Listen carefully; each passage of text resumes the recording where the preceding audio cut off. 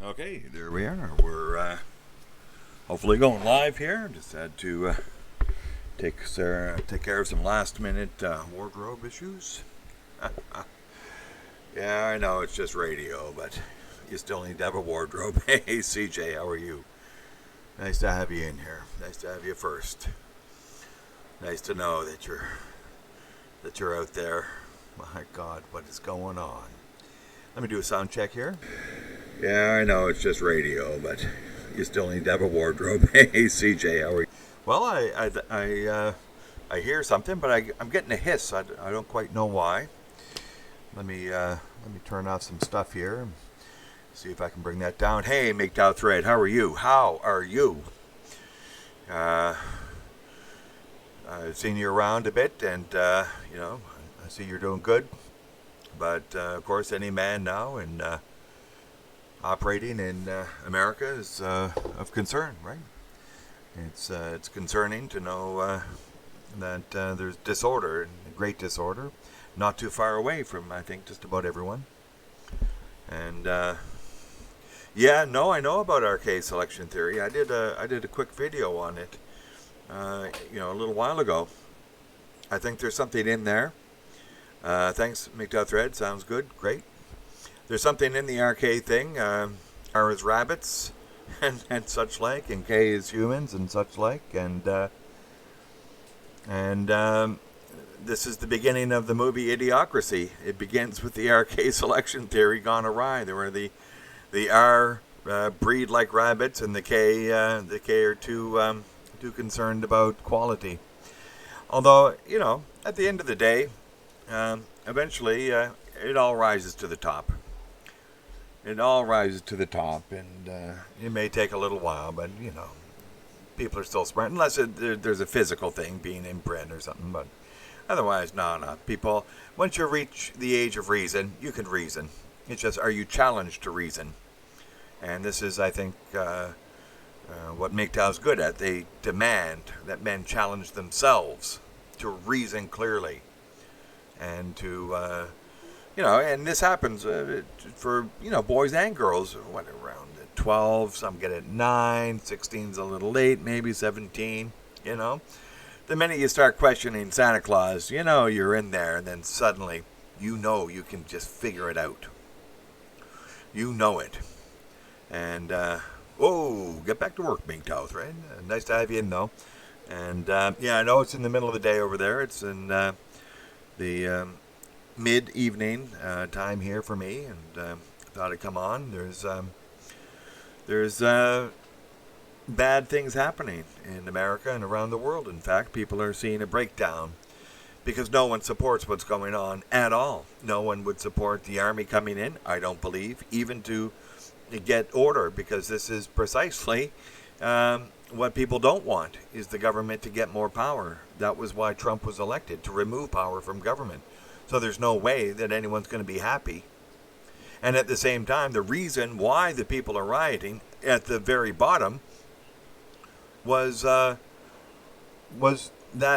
the police department of Minneapolis have become non-human. The guy with the knee on the neck for 8 minutes and 46 seconds, that guy wasn't being human.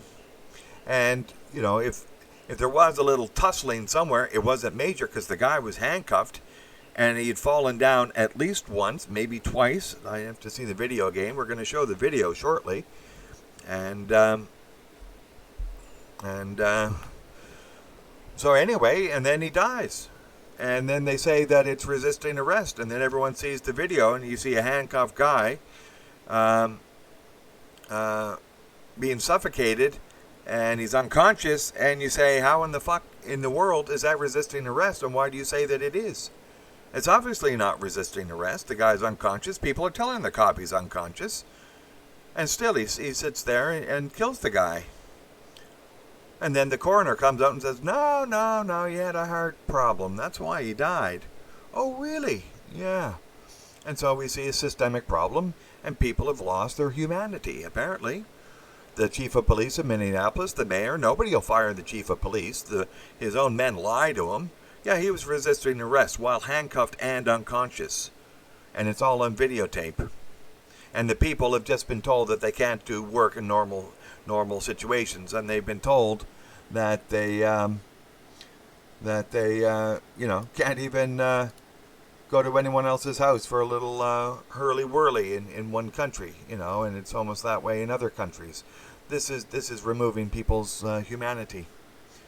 And so I'm just going to put a montage up here, and maybe we'll take a little while to listen to it. It's, what stimulates this, was the song, actually. It was a song written by Steve Porcaro of Toto.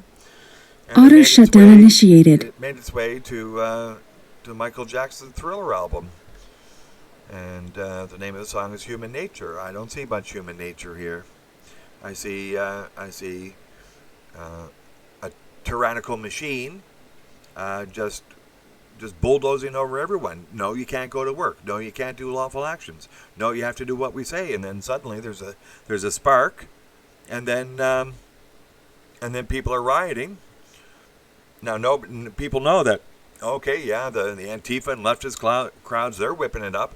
But it's not only those people. Nobody wants the police to do that, and nobody wants the army to come in, either in America or anywhere else. America has to go through this as the leader. This is the price they've had to pay. But if they go down that road, how long is it before Canada becomes a police state under the great black-faced one? Holy shit! Yeah, that's right. And we're going to see a bit of a video here, but here's what I get from the video, and we're going to be able to see it.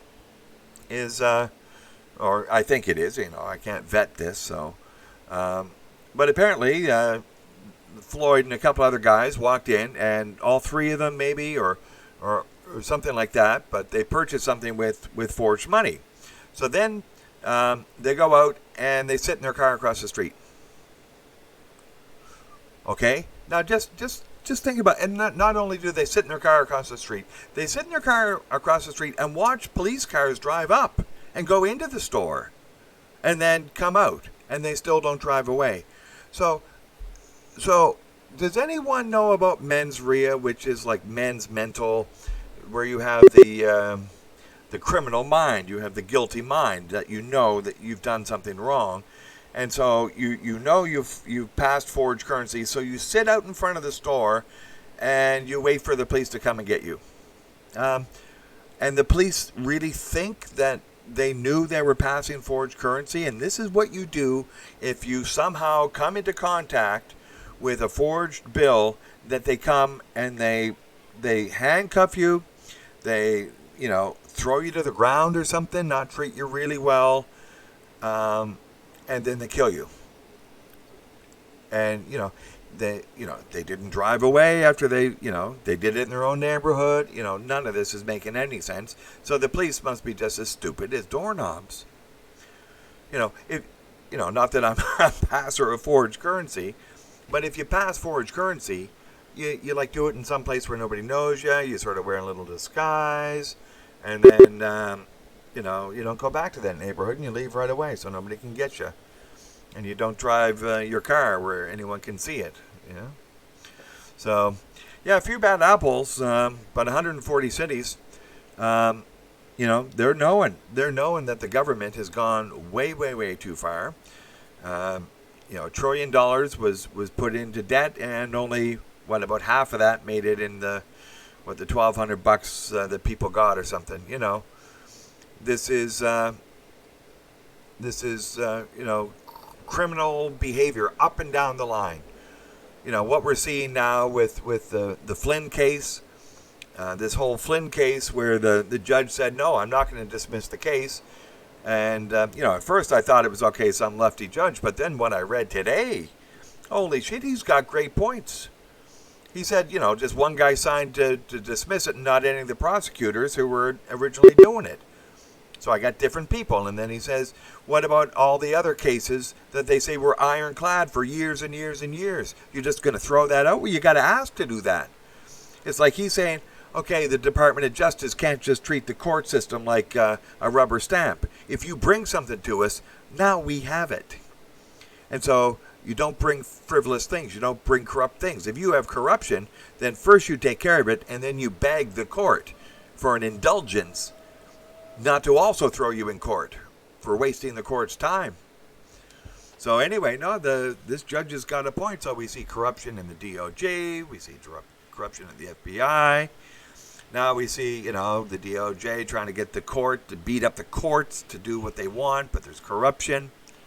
So we got massive systemic corruption, and people doing a little bit of looting. That's not anywhere near the looting that's going on by Washington. Apparently, $1 trillion a month now.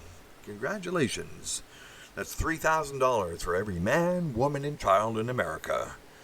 Congratulations per month. Yeah. You can have a pretty good party for $3,000 a month, I'm sure. Not if you got rent to pay, maybe, but you're living a little bit cheap. That's a pretty good fucking party for the whole month. $3,000. So that's what everyone went into debt in America, and other countries would be in line with that somehow. Yeah.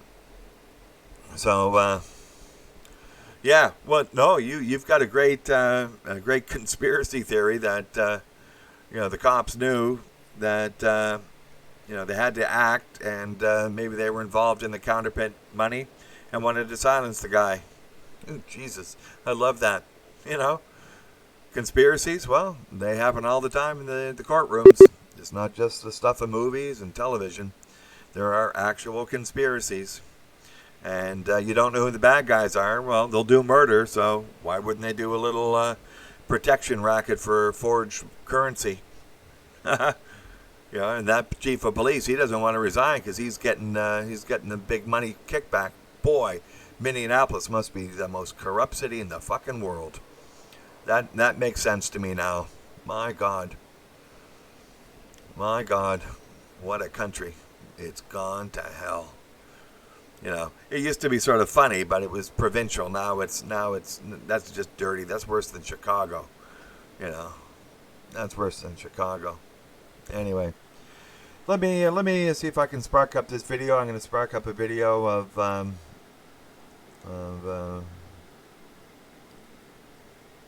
Floyd's arrest. The Auto incident shutdown occurred on the canceled. corner of East 38th Street and Chicago Avenue.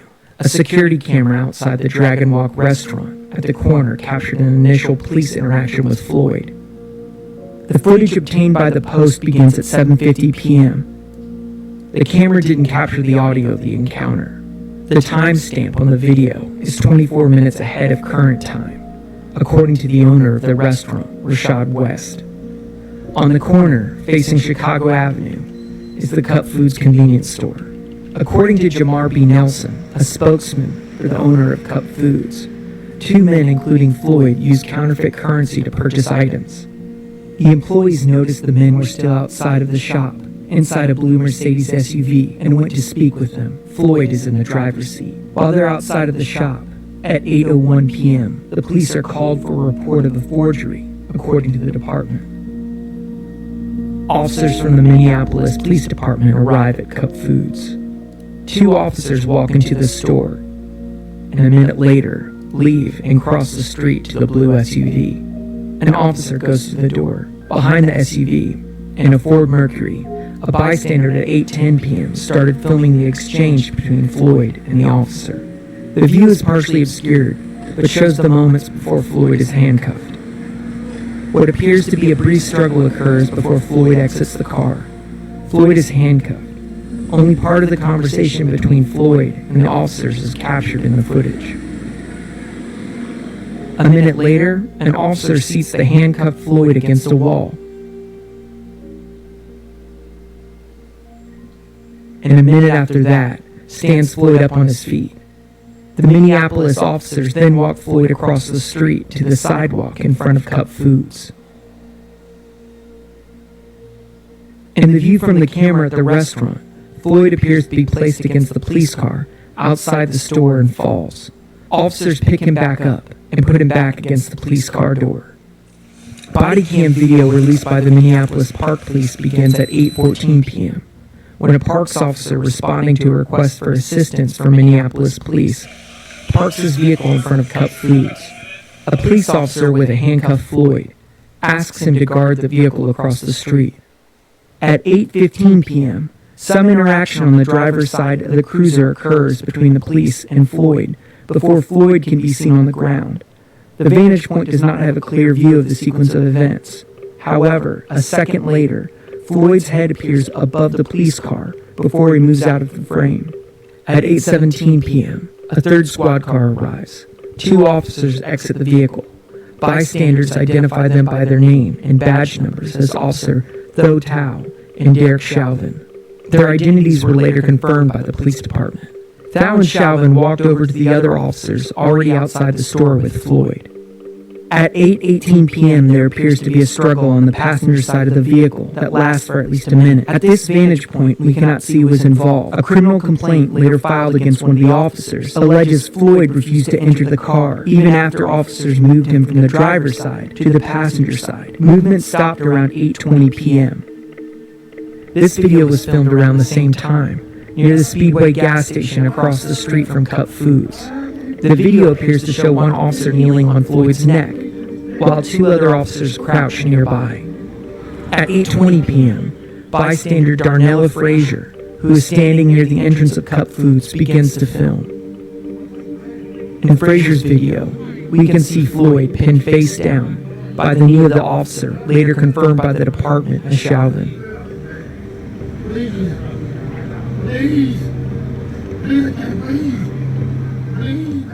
At 8:22 p.m., 2 minutes after Frazier started filming, officers called for an ambulance. The dispatcher called for an ambulance to the location citing a code 2. On to Minneapolis, Cup Foods, 3759 Chicago Avenue, code 2 for medical. Oh, copy, code 2. At 8:23 p.m., the urgency of the response was escalated, according to EMS recordings. 412, we're gonna go 3. Floyd remained pinned on the ground. At 8:25 p.m., nearly 5 minutes after Frazier started filming, onlookers confronted the officers about Floyd's condition after it appeared he was not conscious.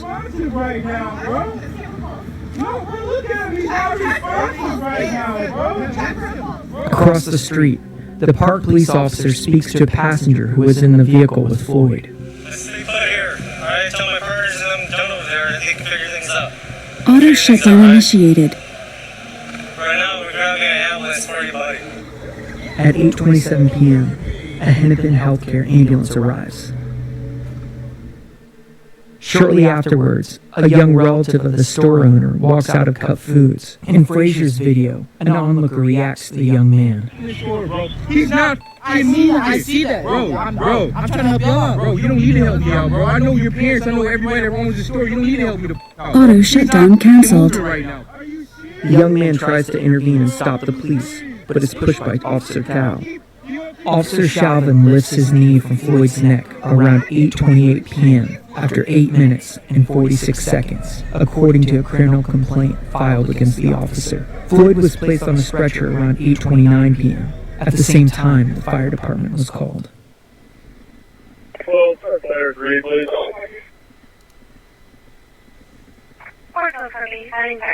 Frazier's video shows the Hennepin ambulance leaving the scene at 8:30 p.m. According to a May 26 report from the fire department, 2 crew members of a fire department ambulance. There. Well, that's the video I got. Sorry about the Chinese subtitles. Obviously, the Chinese are watching this, so. But there we have it. There's murder by numbers. 8 minutes and 46 seconds. 8 minutes and 46 seconds. And, Floyd and friends appeared to pass some forged currency that is yet to be established, but apparently so. And then they sat out in a car for 3 minutes. 3 minutes. And then watched the police go into the store and then come out and walk across the street to them. And the next thing you know, the Floyd guy's in handcuffs and he's somehow, tripping or pushed or just off balance He's put to the ground 2 times before, just leave me the fuck alone. What the hell did I do? I don't know what in the hell was going on in his mind.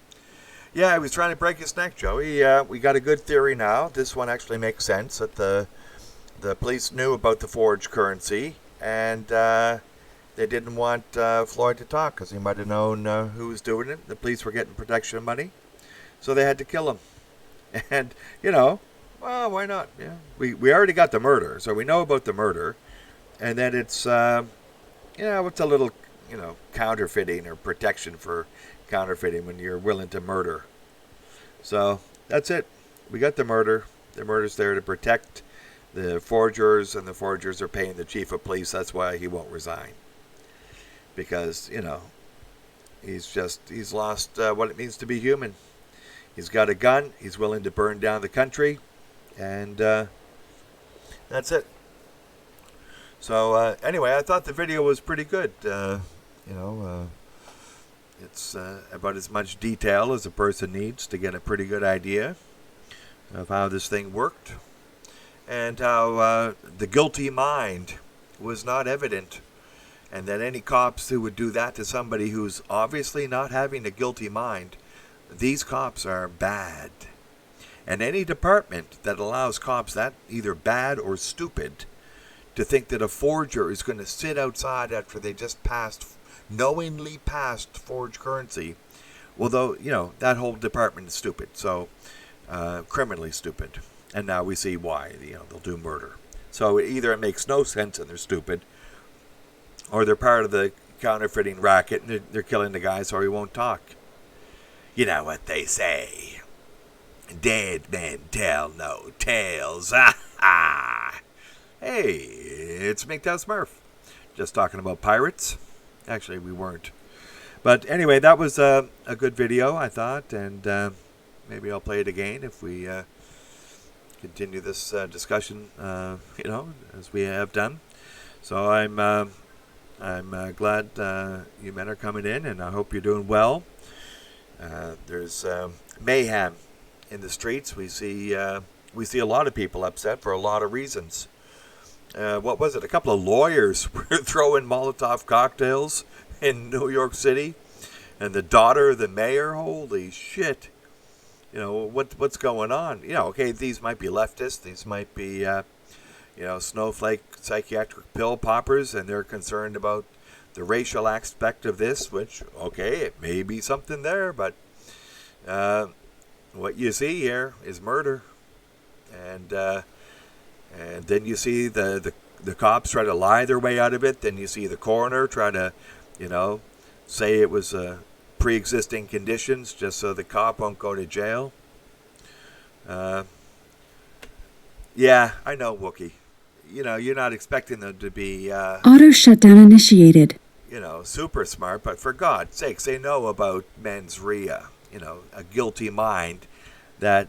somebody who commits a crime and knows they commit a crime, they're going to act a certain way, like flee the fucking scene.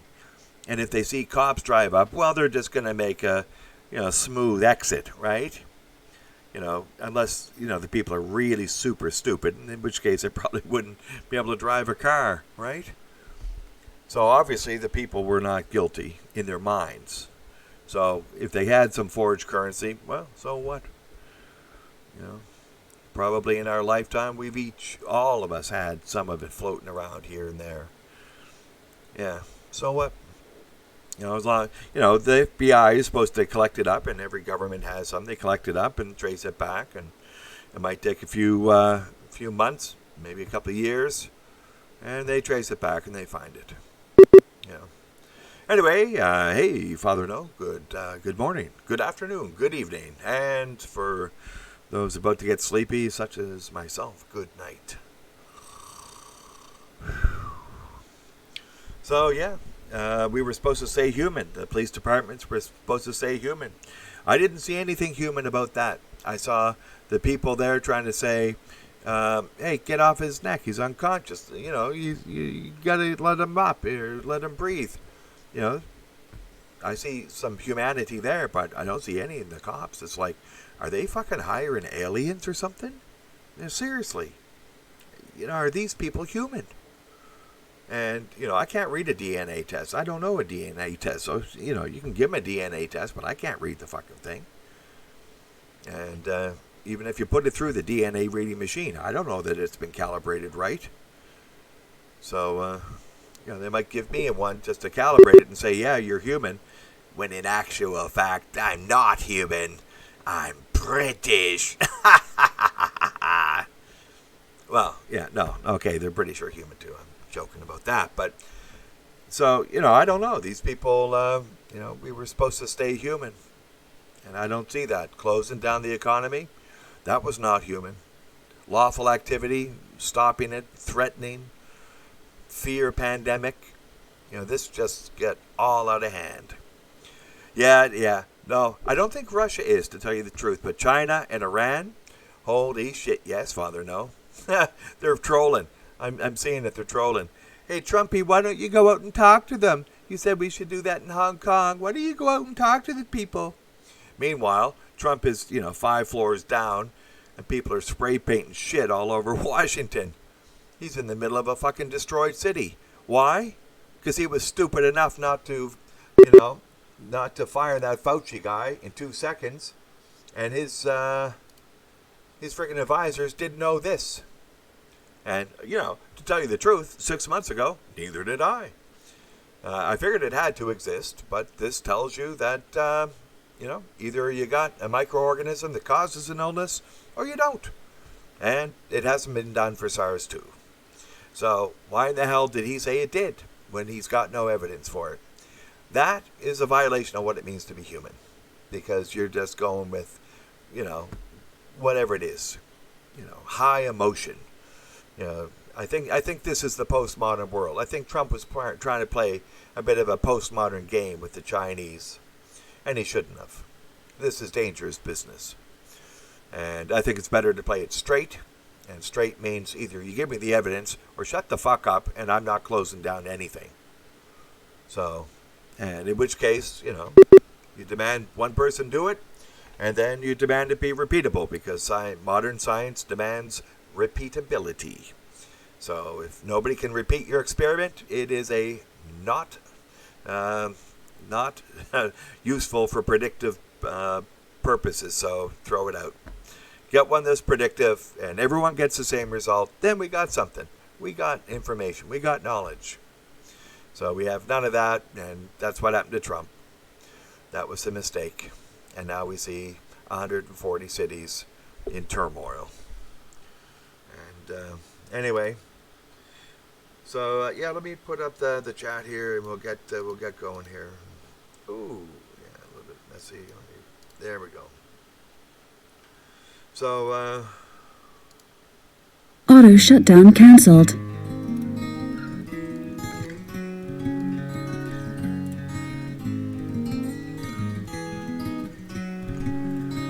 Looking out across the night sun, a city wings of sleepless eye.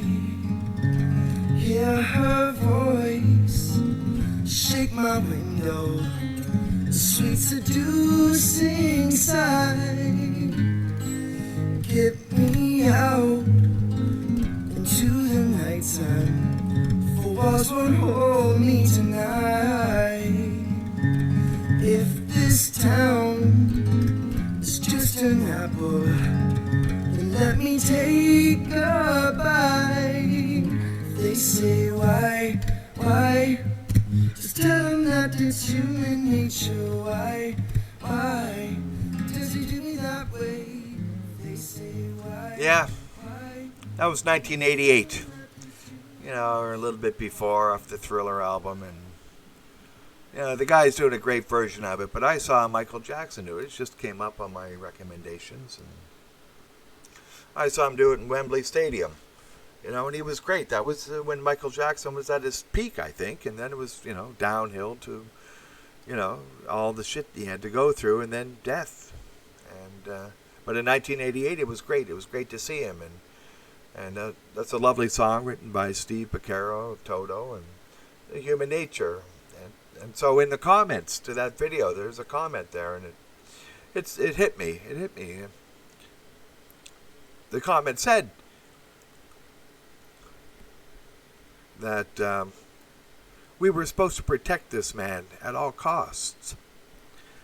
And you think of 9-year-old Michael Jackson on American Bandstand or something. I saw him when he was that, and we let him die. We let all this shit happen to him, and he died. He would have been 2 years older than me. Okay, so died. We were supposed to protect him at all costs, and we look at the community. I suppose we were supposed to protect that. And now they've just removed all human nature. Sex during lockdown with somebody outside your household is illegal.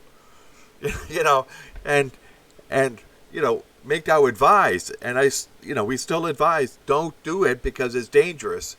But to make it illegal is to suggest that it's not human or something. No, people can do this human thing. There's risks. And the risks make it that you don't do it in your own country. You just fly out and do it. But to make this law is evil. It's not human. And to tell people they can't go to work, and to lock them in their houses, and to put your knee on their throat for 8 minutes and 46 seconds after throwing the guy down for 2 times on the ground, after he was sitting for 3 minutes in a car right out in front of a store that you say he passed forged currency. This is murder by numbers. This is not human. And we're not protecting the community, and haven't for I don't know how long. And a great man, Michael Jackson, we didn't protect him from the fame that we gave him. And we didn't protect America from the success that it had. And why did we do it? Why do we do these things? Well, it's human nature. You look. You look at the eye candy, you enjoy it. Because why? Because that's human nature. But you can't act on it. We know that. But to say it's illegal, no, that's not being human. MGTOW accept that they're human. Okay, you look, but you can't touch, right? Don't fucking touch.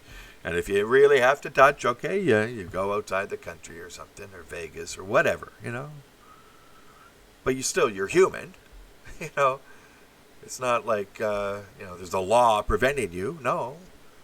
And some men, if they don't have swimmers, right? If you don't have swimmers and you're an old guy, well, with a woman who's past her, likelihood of getting pregnant and pregnancy and trapping you, or whatever it is, whatever it is. If you're an old guy without swimmers, well, as long as she doesn't move in, and the legal situation is okay. You're human. Why do it? I suppose you get that old. I'm getting old. There's a different way of looking at it after you're old, I suppose. But anyway, it's still human. I still look, and why not? Every man looks and chooses a 22-year-old, and you look and you're young for 1 second, and then you move on. That's the eye candy. Except, I suppose, in the West, where they're all blue-haired and tattooed and nasty looking, Yeah. And now, if you really do have to touch, you better wear the gloves and the mask. And at this point, there's so much plastic involved. Why don't you go the whole way and do the dolls? That's what I was thinking when they were first talking about the dolls. I'm saying, okay, so the woman has, plastic hair, and she got plastic all over her face. She got plastic in the breasticles, and then you're supposed to wear a piece of plastic on your wee-wee. Why the hell? What's all this plastic? I don't like the plastic. I really don't. So, a mask and gloves. Auto sure. shutdown initiated. Sure. Yeah.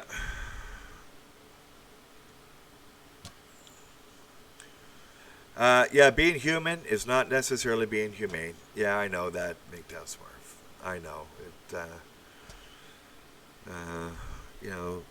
Aristotle said we don't know how a man lived until he died, because we don't define who we are until the whole thing's over.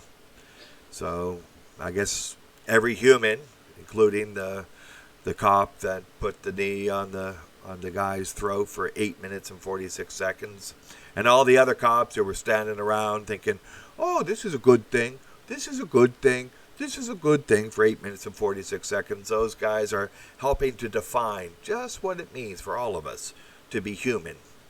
And for some of it, it's just not being humane. It's like not being there. It's like, I don't have to treat people decently, even though there's no reason, prima facie, that the person was guilty of anything. But I have to be nasty and I have to be brutal. And because I get paid to be nasty and brutal. And my chief wants it. I don't know why. So this is the wonderful city of Minneapolis, as we got from a quote somebody. It's import Somalia, elect Somalia, become Somalia. And yeah, there we go. So God only knows what they got in Minneapolis. But whatever it is, it's doesn't seem to be sustainable.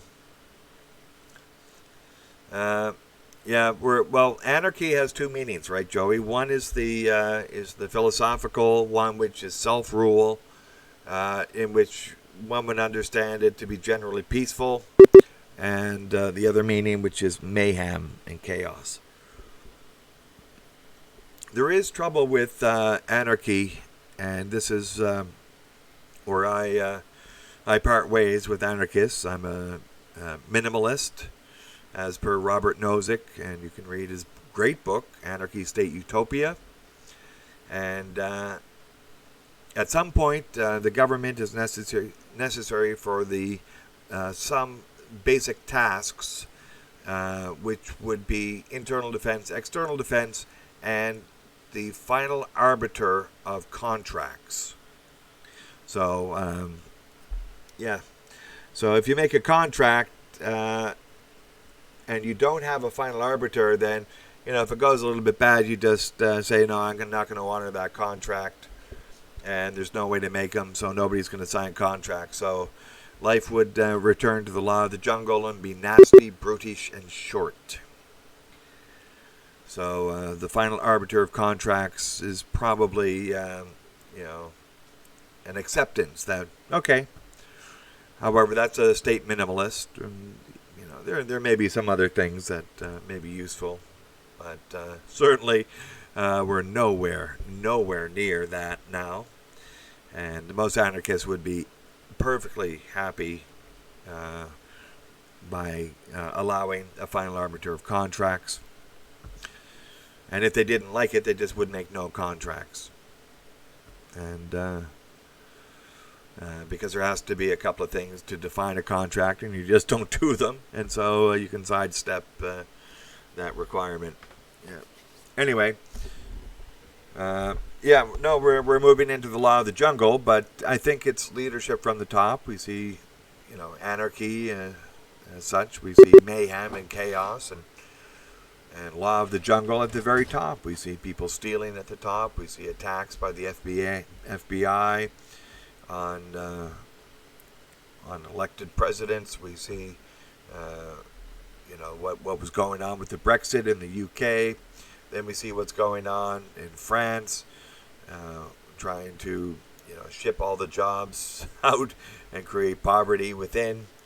And, what we're just seeing a complete breakdown. And then the final straw, perhaps, is the worst government possible.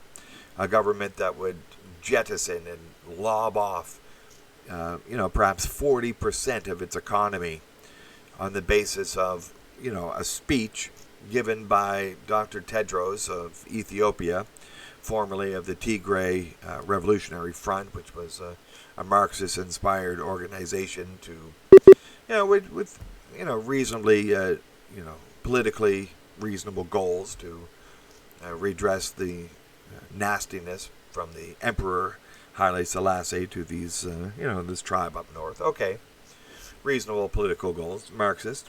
But he made the speech on March 11th where he announced that based upon the death tolls, mostly of China and Iran, and reports of cases in a lot of other countries, he's going to declare a pandemic, assiduously avoiding all mention of modern science. And so what we have is a Marxist based upon reports coming out of a communist country and an Islamic theocracy, that these collection of reports then caused the United States to become fearful that there really was a microorganism causing an illness, and the rest is history. They closed down the economy, they destroyed entire industries, and certain leftists are looking positively upon the fact that oil consumption is down and meat consumption is down and children are begging in the streets. No, actually, that's not quite happening yet. Although I'm sure that more children have gone hungry in the last month than maybe 2 months ago or 4 months ago, something. And we're going to see more of that. We're going to see what it does mean to be human, but not really staying human. You're going to have to be developing that cold heart. So, yes. We just watched a video of Monk Music, and I don't know what's happening with people coming and going. My updates don't tell me anything. But I if you want to give me some feedback on that video, if you like the video, I'll play it again. I may play it again in an hour or something. But it was sort of a play-by-play of what happened to cause George Floyd to spend 8 minutes and 46 seconds under some cop's knee to kill him. Although the coroner says that it really didn't kill him. What killed him was his pre-existing heart condition and a little bit of drugs in his system. Well, of course, it's America. If you can find me an American without drugs in their system, present company accepted. No, actually, present company not accepted. Yeah. So they're just trying to slag people, but no. Yeah, this is what's going on.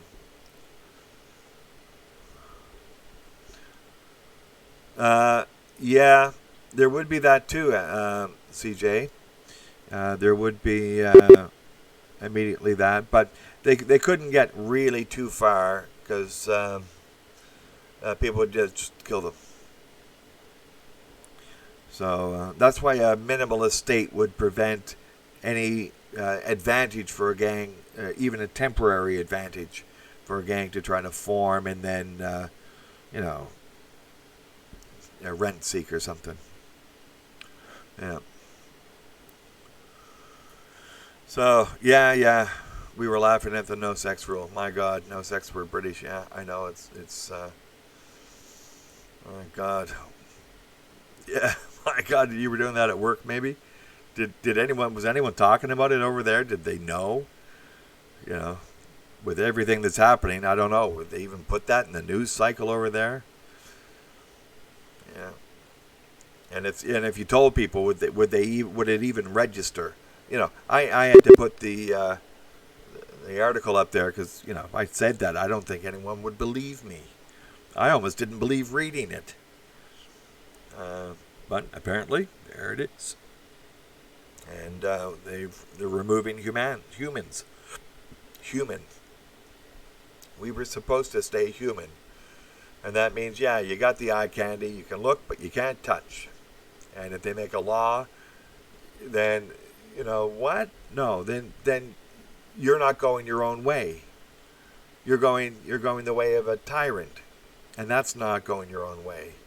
You're on a plantation. It's like, hey, at least leave MGTOW the dignity to say that I'm in control of myself now. I don't need you to tell me what I can and cannot do. Right? And I'll do it and I'll take care of it, and I'm not going to wind up in front of your family. Powering off. Judge.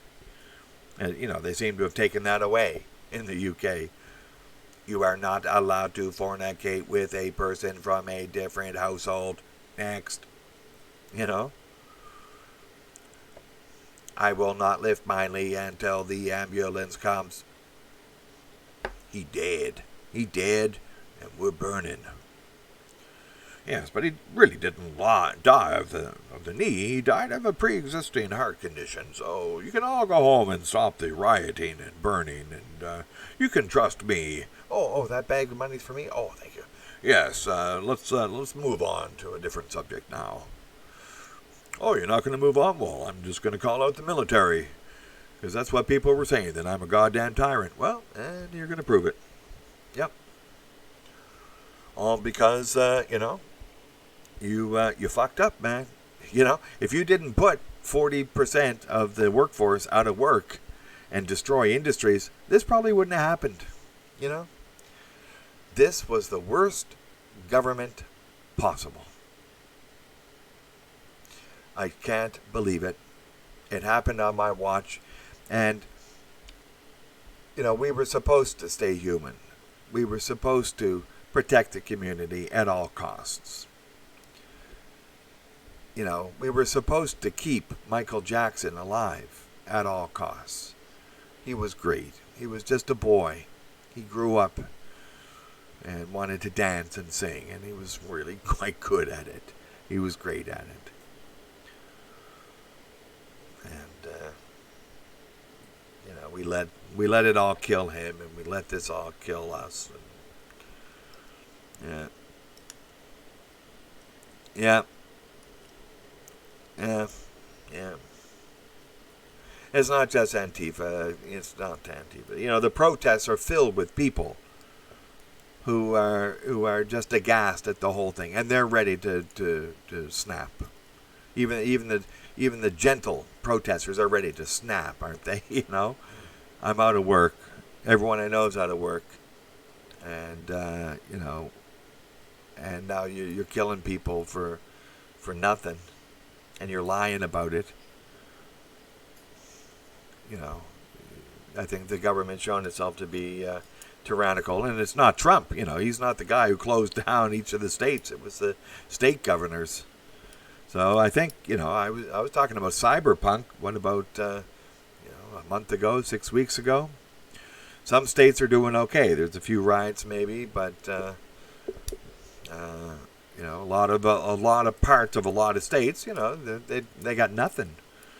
They're not leftist nut house places, and there's industries going on that are essential industries, as it were. And, but pretty soon, people are going to be the Okies from the Skokies are going to be arriving from all those areas, because apparently part of this might be Donald Trump attempting to destroy all these hotbeds of Democrat voters and Antifa people, and oddly enough, this all corresponds as well to those who get sick with COVID-19. It's all in the same place, and that's a coincidence I don't like. And yeah, I find it harder every day to want to live in this world, and it's not living in the world, it's living with those who are just so fucked up and are in positions of power. It's like, how did you get to these positions of power and do such absolutely stupid things? Right? Just and do it. Still don't know anyone with COVID-19. Whatever that would mean, eventually everyone's going to know an 80-year-old who dies of a heart, giving out, or liver disease or diabetes, or something, right? So oh my God, the police are apparently protecting the front door of the Capitol building in Oklahoma City. Yeah, I think they call it circling the wagons, don't they? But this is how bad was Oklahoma? I thought it was. I got no idea which state is idiotic. But the Antifas might be just trying to cause some trouble, and most people in some places, they don't want the guy to die. They didn't want the guy to die, and looking at it, they say, no, the police should go to jail. The chief of police should be fired, and the mayor, just out of decency, should resign, right? But none of that's happening. And the coroner should be driven out, tarred and feathered. And so, yeah, we've been cornered. In fact, we've cornered ourselves. I use the word cornered. Yeah, there's a con going on, but we've conned ourselves. We thought that we were being human by doing whatever it is we were doing for so long. Before MGTOW came up and said, no, you are feeding the plantation, and the plantation is slavery. And now we see where that's taken. That they can throw you out of your job just like boom. So, yeah. Oh, I see. And, well, you know, I think they're opened up. Obviously, some places have opened up. I thought Texas was open, so maybe Oklahoma's opened as well. And those restaurants just open up, and now they get to close again. Well, that's sweet. Yeah. Ooh, yeah. Good. Okay, you take care and get your work done. And it's sort of strange working from home. And yeah. And Mr. Cave, yes, I agree with both your comments here. Yeah, it's a shit show of epic proportions. No question, the shit has hit the fan, and we are poised for Teotihuacan. And that's the epic right there. And Trump's reaction, well, he was supposed to be anti-tyrannical, you know, ending the swamp, and the worst of the swamp creatures would bring the military out on the street. That is the worst. So, as to his tweets, I don't know whether his tweets are one way or the other, but I believe I heard that he said the cop should be sent to court or something, should be tried. He thought there was, you know, that situation was not right, as I think any reasonable person would do it. Would see that and say, no, there's something absolutely wrong, not even relatively wrong, absolutely wrong with that. And of course, you know, occasionally you get a bad cop, but there was 4 cops standing around there watching it, and then they lied about it. And when they lie about it, then you know it's systemic. It's not just a bad cop, it's a bad system. Yeah. Hey, isn't that great? I think there's a marketing angle on that, Baron Exile. Chicago is closed to almost everything except rioting. So if you want rioting, come to Chicago right away. Phone now for your reservations. Yeah, man, I'm ready. Yeah, sign me up. But then again, yeah, they got everything closed down. Hard to travel from state to state. I don't know. Is it still hard to travel from state to state? I got an answer on a question in Canada. Apparently, the provinces are allowed through an Emergency Measures Act to restrict movement of things, and I guess people, under an emergency situation. So they had to declare an emergency, and then they could do that in Canada. So obviously they did it. Hey, MM, by the way, I sent you an invite on Google Hangouts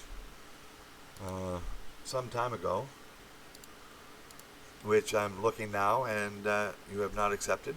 Bastard. But if you would like to, if you're not busy, if you're not working, if you're not doing stuff, you can jump in.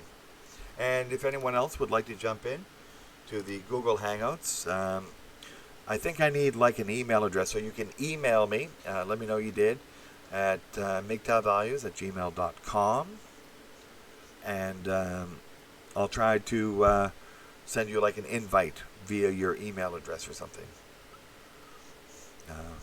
I'm not quite sure. I have to get you like as a contact. I think I need an email address to do that. And then it works out to be pretty easy. And, yeah. So, yeah. That's that. So, yeah. Yeah, we killed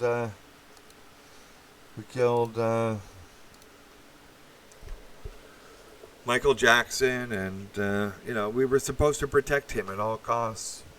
You know, he was just a little 9-year-old growing up and, you know, putting out better albums as an adult, and then getting in so much fucking trouble. And now we were supposed to protect our countries, I suppose, or our communities. And that didn't happen either. And all these people are on psychiatric pills, and they're fearful of this, and they think it's the end of the world with that. And while there's some truth to certain things, the rage bait media has blown everything up. I think the internet has changed everything. To tell you the truth, it's opened up a lot of eyes. It's caused a lot of great information to be spread, and conspiracy theory will never quite be the same. Some of them are conspiracy facts. And so that was a good thing, and maybe we've been able to, by just having this transparency mechanism, slow certain things down. But now other people manipulate it. This Twitter thing just seems to be a rage thing, and people think the rage thing is going to work, so they rage on this, they rage on that. If you can get rage going, you'll do it. And people like to do it on MGTOW. Eggy Noggy put out a very a well-structured and very informative video on how there may be entries into MGTOW, and then people will comment on those entries' videos, and then other people will take those comments and then attack and rage on MGTOW, where none of it's really MGTOW. And in addition, they will also post comments to regular, long-standing MGTOW content providers, and use those comments again to rage against MGTOW. And it's just good to be able to identify. That's what Aggie said. Good to identify when these comments are there, and just to remove them, because they're just there to troll. And just remove them. So next time I go through my comments, I'm going to have a special eye. And if you do notice one of these, people just saying something that's not quite right. And Aggie pointed out two things, which I agree with both. One of them is allowing cohabitation, and the other one is glorifying prostitution. So if you have people coming into MGTOW suggesting that cohabitating with a woman is a viable path, then no. They're just attempting to stir up a pot and get some comments, and then other people will use these comments, derogatory or otherwise, about this. And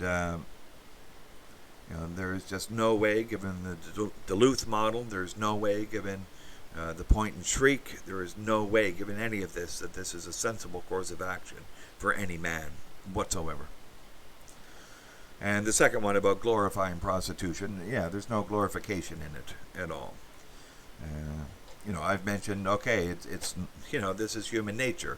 It's eye candy, you look, and if it's nice, you just say, well, there's my million years of evolutionary history. It's there, wonderful, next. And, if you've got to go do it, well, you got to go do it. And if you got to go see a proctologist, you go see a proctologist. And, if both of them occasionally work well, there might be some pleasure in it. But otherwise, I don't think we talk about this. That was my comment on this for Aggie's video. But anyone who comes into MGTOW thinking that dangerous actions are able to be recommended, I think they're in the wrong place. This is not a time for dangerous actions at all, especially now that we have apparently the disposability of the community. Men, women, babies, I think everything now is nobody wants the police to do anything except go away. I think they're too much trouble, and that goes for the FBI as well, and then probably the CIA, all of them. What they're doing is destroying. Their value has become negative, and negative to such an extent that it's massive.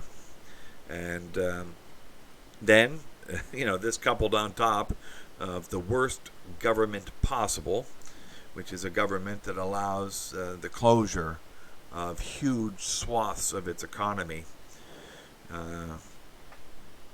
And so we have a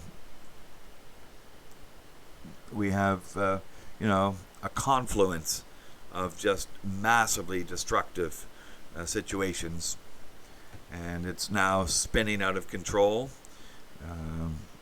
And once people know that the police are on the run, there's going to be no choice but to get the president to violate every American principle and send the American military against the American people, and then you have bad news.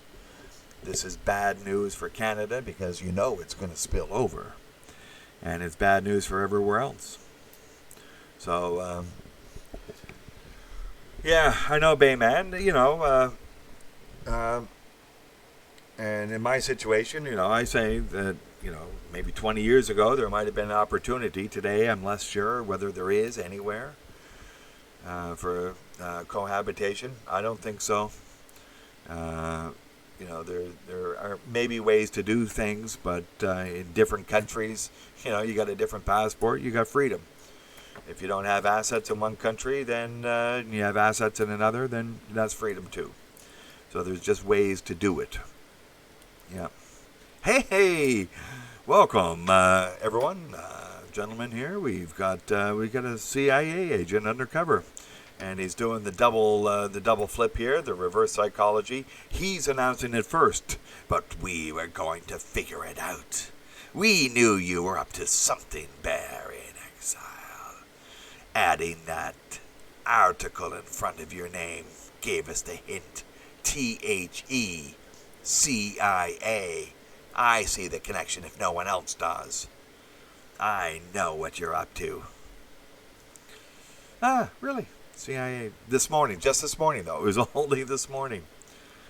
Yeah. Well, no one's accused me yet, but please do. Please do. My God, I'm Canadian. Why not? And, yeah. Oh, I see. Yeah, Bayman, sorry. I was off on the wrong one. I think I read the comment just below you and conflated the two. But yeah, no, that's right. I think it has a place too. Definitely for incels, but, they don't have to pay. Okay, then, but nevertheless, yeah. No, it's part of being human, and okay, whatever. But you do it safe. You do it in a different country or Vegas or whatever. You ain't trying to, prostitute some woman for the first time, the next block. You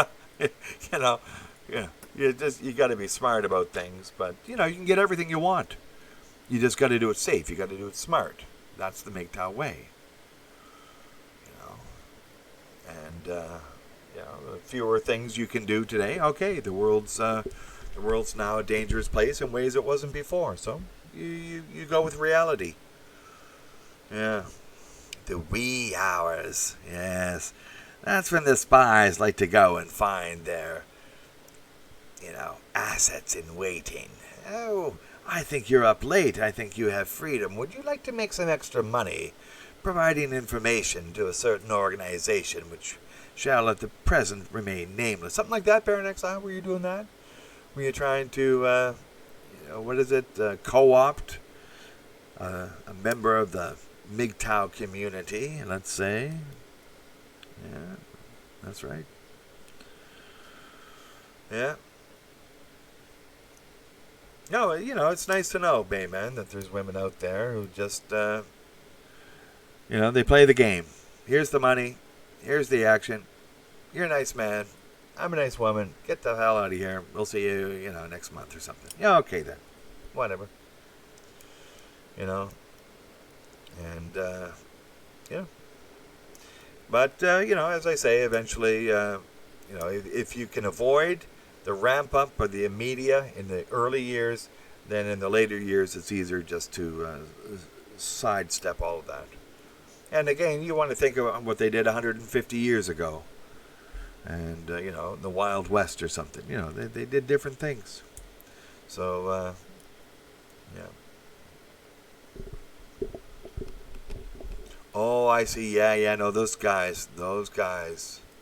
Yeah. No, it has to be the Illuminati or no one. Yep, I got it. Yeah, there may be some of this esoteric knowledge behind it in some way, but at present, I think I said this last night, that the forces of what's plainly in front of our face have taken precedent over any hidden agendas by Illuminati types to engineer some type of mystical union with the reptilian people of whatever it is they think, and establish a brotherhood of universal consciousness. I don't know what it is they're on about half the time or most of the time, or sounds interesting and wonderful, but no, I'm not into the Illuminati. Esoteric knowledge, yeah, I'm aware of that,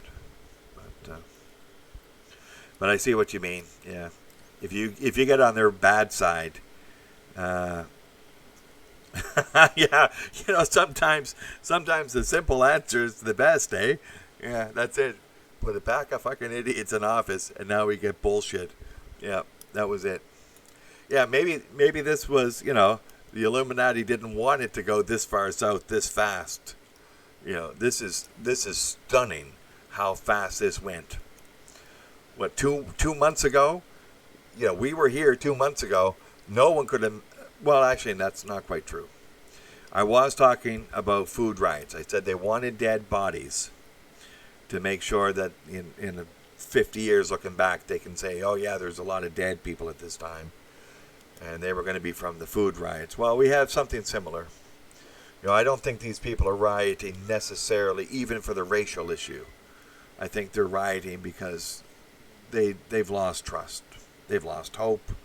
They've lost any type of confidence that the idiots in office are even, partially competent. No. Yeah, man, I love it. Yeah. Yeah, we're in the fuck up theory. Maybe it oscillates from conspiracy theory history to fuck up theory history back to conspiracy theory. It just gets so stupid. I mean, this is stupid. It's like stupid hits the wall stupid. You close down entire industries, like major important industries, like your airline industry, like your transportation industry. Oh my God. This is fuck up theory. I think that should be the name of a TV series. Fuck up theory on Friday nights. Premiering this Friday night at 10 o'clock. The show, the show introduces a number of characters who are just so stupid that they have to be made president and governor. And they hate each other. It's a fun show. And lots of people are out rioting and hungry and getting free helicopter money. It's a great show. Friday night at 10 o'clock. Fuck up theory. Yeah. With an all-female cast. Yeah. That's right, Karen. I know you're listening, Karen. I've been told by my CIA plant that you're listening in, Karen. I know you hear this. I know you don't like it. But we're going to tell you true, Karen. You can't have it all. You're going to hit the wall. Yeah. So, I guess gun sales are up 80%. You know that, right? So, it was up. They had record months. The last few months have been record months. And it's up 80%. So, if you don't think you should buy a gun, maybe that equates to you don't think you should, live. So, I don't know what Canadians are doing, but, Trudeau just tried to remove guns from people. I don't think anyone's really too eager to get rid of my gun. Oh, yeah, let's get rid of the guns. Trudeau wants us to get rid of the guns. Oh, yeah, look at the riots down there, 140 cities. Yeah, let's get rid of the guns. Quack, quack. I'm sorry. I have to apologize now to all members of the parrot community for impugning that you were as stupid as Canadians. I'm hearing the acceptance of that apology through the airwaves. Yeah. Okay then. Good. Yeah. Yeah. Fucked up ear. That's a great word now. Yeah. Stay tuned. Next week we're going to review the fucked up earness. Oh wow. Wow. Isn't that a coincidence? Well, I think now, Baron Exile, I think we're going to, I'm pushing for this, that all women are just called Karen now. Yeah, Karen, she was, a dancer. Yeah. Not that kind of dancer, no. I didn't know, but she was a pole dancer. Okay, yeah. Jesus. Yeah. Yeah, Karen. Yeah, Karen went to university and took a gender bender course, and then I thought that was sweet, so she took my house. Yeah. There's a Karen story for you. There's a million Karen stories in the dark city. Yeah. No, I know about that, and I really shouldn't make light of it, because my God. Yeah. It's just so fucked up. What do you do? They're so fucked up. They're all on fucking psychiatric pills. They want to believe anything that gives them fear. It was rage bait, and then it was fear bait. What's going to be next? I mean, what's going to be next? At some point, I'm hoping that there's going to be a catharsis. Maybe that's what we all need, is a catharsis. And the catharsis, hopefully, will include the complete destruction of psychiatric pill factories. If that happens, then I think that will be a boon for the West generally, America in particular. If you are nuts, please do not tell people who are not nuts what to do. I think that has to stop right now. And so with the Antifa people, if they're nuts, if they're on psychiatric pills, just stay at home. Yeah, just stay at home. It's okay. Figure out why you're nuts, get off the pills, then you can go out and protest or riot or whatever the fuck you want, and let us know what you want us to do. But until that point, you're insane, and insane people should not have the power to tell insane people what to do. Yeah. Okay, let's take a vote. How many people are expecting Teotwaki within the next few months or something? Okay, hands up. Okay, let me see. 1, 2, 3. Okay, about 14. How many think that there's not going to be Teotwaki? Okay, 1, 2. Okay, well, we're pretty close there. Okay then. So I got more coming in. Okay. If there's going to be Teotwaki, is it going to be an alien invasion? Holy shit. Look, we got like 22 hands up right there. And they don't even think it's Teotwaki. Yeah, I think MGTOW Smurf alien invasion wins. We're going to have it. We're going to have an alien invasion. The troops are going to be called out on the street. And then the next day, when everything's already, very locked down, then the alien ships are going to uncloak, and we're going to see them in their glory as they are, projections from, massive projectors all around the country aimed up on the flak from the chemtrails. My oh my. I see that now. I see this now. First you bring out the troops, make sure everything is under control, then they uncloak. So that's Project Bluebeam. So that's a fake alien invasion. But the real one, well, I don't know. Yeah.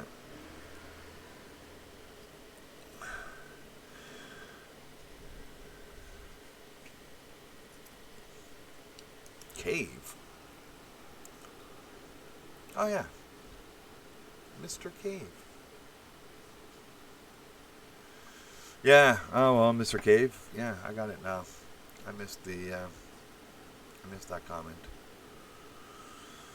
Yeah, well, I don't think many people in MGTOW speak to men who are not who are married or anything. What are you doing here?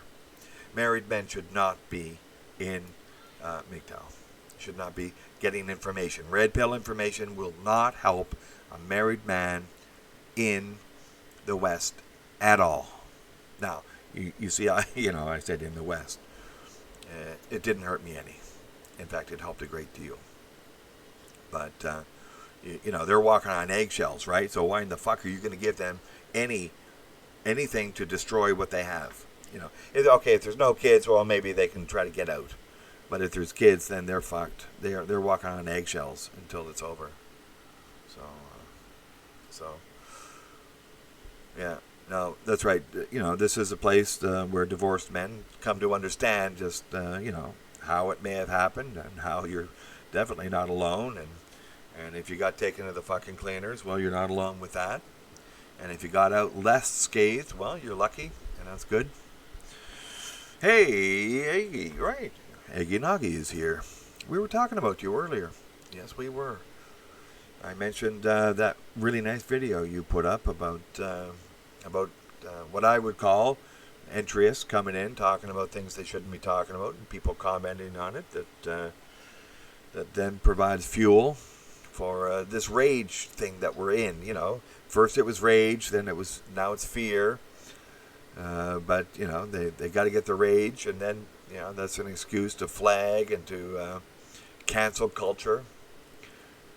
I don't know. I've come out pretty unscathed. I've had one or two videos taken down for content things, hate speech once, and some copyright warnings, but never a copyright strike. So yeah, maybe yeah, I don't know. If the married man has kids, Eggie, I'm not sure. See, that's the problem. And, if he's got kids, then it may be completely destructive to his economy. So he may have to walk on eggshells. Yeah, no, that's right. No, it's all great talk. No, it's a very fine video, I said. And, I sort of reviewed what it was. But yeah, no, they are trying to there's been entries since I've been here, 3-4 years. There was drama, and Traversable was into a fight with somebody, and I appreciated what he took. He got rid of those creeps and other creeps. Before that, I found out he got rid of a lot of creeps. And I'm keeping my eye open, and if anyone sees creeps, please tell me, and maybe I'll pass it on to someone else to take care of it, or I'll get in there. And I've taken away some people. I'm going to say I've been quite blunt, let's say, with some people, and they went away. So I've had some success, and people aren't coming in. If they want to meet a keyboard warrior, I'm one. And I'll invite people on if they want. We can do it any way they like. Ah, come on, monk music. I'm not believing any of this bullshit now. Bleeding from every fucking orifice. Yeah, when I see it, I'll believe it. Yeah, okay, I'm gone. At least there we have a symptom, right? That's what I've been saying. I don't know the symptoms of COVID-19. There's apparently 13 official and another several pages. But with Ebola, what is it? Fever, you get body aches, and then you bleed from every fucking orifice in your body. There. 3. You're done. Coach Eli, yeah. No, I wasn't the one to take him out. I got into him twice, I think. And, I think we had a back and forth once.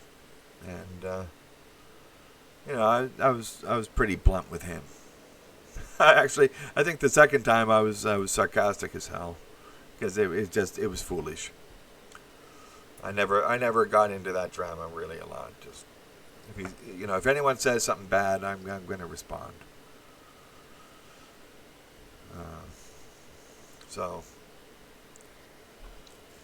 Trump builds a 4-meter wall around the White House. Yep, there you go. That's America now. Oh yeah, Whiskey. Hey, Whiskey, you're in here. Welcome. I didn't send you an invite, but I'll send you an invite. I'll send you an invite. I sent MM an invite, and I think I mentioned that to you, but you ran off to do something, more important. But if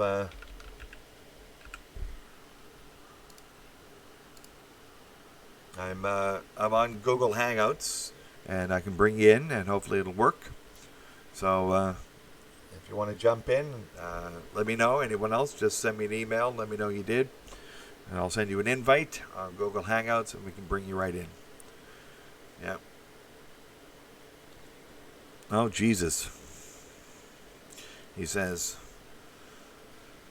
yeah, I recognize that fucking list of prepositions. Into it with. Oh, man. Yeah, well, I feel the same way sometimes, but most of the time it's pretty good. What did he say that was especially offensive? Do tell, so I can excise it from his. Most of the stuff's pretty clean, but I'm not into some of the stuff he goes down. I don't find value in talking about that. So yeah, Google Hangouts. So yeah, no, you can certainly debate him. Yeah. Yeah. Yeah, no, I would want to debate him too on certain issues, and hopefully I did. If I miss something, you can send me a DM or something, but I don't like to let things slip. Occasionally I leave and don't hear everything, but if I let things slip, no. It's a tough situation in Germany. It's slightly different. They have a different legal system, and there's different things going on. Yeah, see? Yeah, I tried to close him down on that. Maybe I have to be more blunt. Shut the fuck up. I agree. Yeah, either one. With the N or without the N. My God. Yeah. Well, what is this? This is who now cares? So no, I agree, Whiskey, and I apologize for that. Yeah. Yeah, I know he's got 40 fucking names. Yeah.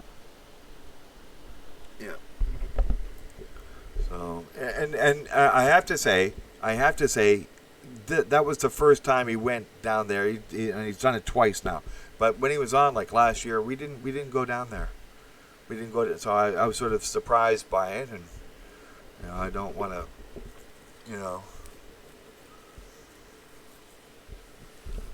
tone police too much, but we'll roll with it. I'll talk about it, just about anything. But if you want to come in now and talk about any, obviously intelligent things, feel free, MM or indeed anyone else. And things are getting serious. And how are things where you are, Whiskey? Are people stressed out a bit about the situation south of the border? Is it barging into Canadian psyche that things are slightly spinning out of control?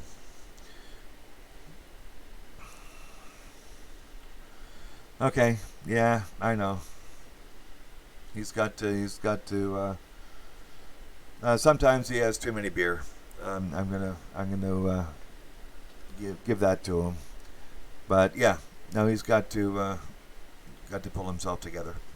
I agree. my fault for not holding things together better. Eginaki, I don't know. Does anyone have any information on that? I can't believe that. He's in a very difficult situation. He's one of those fathers in a estranged situation with one child, and a near estranged situation with his other, at least a distant one, and none of it's good. None of this is good. It's not good for him or anything, and this is a father's rights issue, and that's a large part of MGTOW. And this is the disposability of men made public and horrible because so many people are involved. Yeah, Calgary. The one in Vancouver got a little bit busier and a little bit nuts, and Montreal a little bit, but yeah, 1,000 people. My God. And it's like June. In beautiful weather. You can only get 1,000 people to protest in Calgary. My God. Yeah. Well, that's good news. That's good. Although, are they canceling the rodeo this year? Because they canceled the rodeo, a big one down the States. The Calgary Stampede. If they cancel that, I don't know. My God. Oh, I'm afraid of a little virus. And look at that big bull. Oh, I'm afraid of the big bull. Okay, rodeo canceled. Go the fuck home, you bunch of wimps. So, I can't believe big rodeo men are afraid of a little fucking virus that hasn't even passed Cox postulates yet. So, yeah, okay, Aggie, I don't know. He got his channel axed, right? He got his channel axed, and maybe that took some wind out of his sails or something. I don't know. But he was posting on BitChute. Maybe he needs a break for a while. I don't know. He's in the middle of, legal issues, I guess. And so,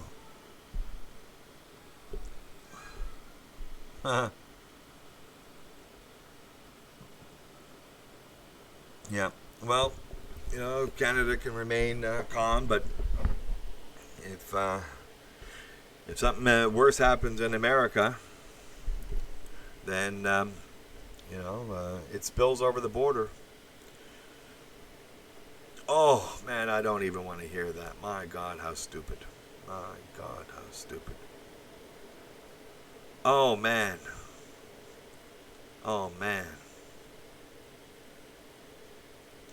Yeah, I don't know what's going on. I don't know anymore. They haven't done Cox postulates. I found one. Some university did it, but they did it with a Syrian hamster of all the fucking animals. So they haven't got anywhere close to humans. And this is not a common animal to use. They got a few symptoms, and they got some extra ones. So it's not even, close to a Cox postulate. So, I don't know what they're doing, why they're pushing this agenda so far, so long. Are they that stupid? Don't they see that people are just frightfully dissatisfied with these people making these types of stupid decisions? Apparently, there is something testing positive that looks like a SARS-2 virus. And, people get it, and nobody gets sick from it. The people who get sick are those people who were already sick with pre-existing conditions and or are old.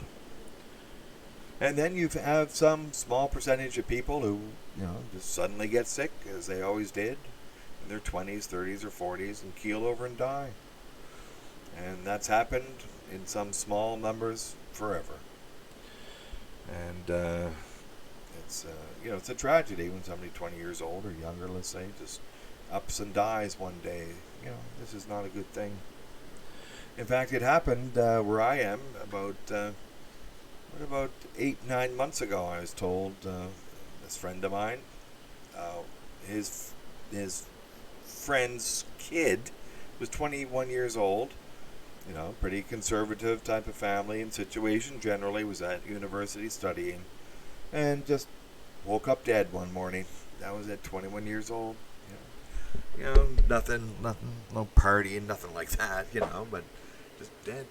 Jesus. Yeah. Well, maybe it is, or maybe it's just, people see the leadership from the top. They see, thievery at the nth degree. We see thievery at the very top of the system. So, maybe they're just saying, well, fuck it. Fuck everything. I get a free pair of Nike sneakers. I'll take it. I ain't getting anything else from these fucking people.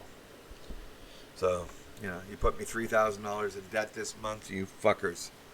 And, you're buying all these fucking yachts that are, and these bunkers. Anyway, I don't know. Yeah. So, there's obviously people just skating on through. They don't give a shit. There's no connection with anything. But other people maybe are... committed to some type of radical, revolutionary change.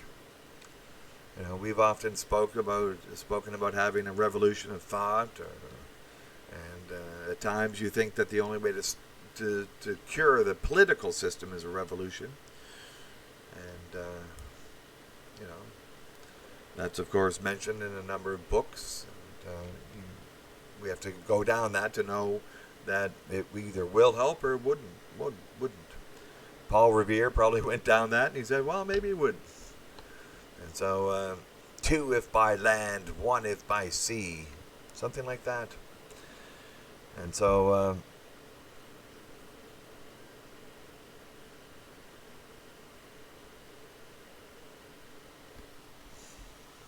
I think somebody was lurking, Whiskey. I really do.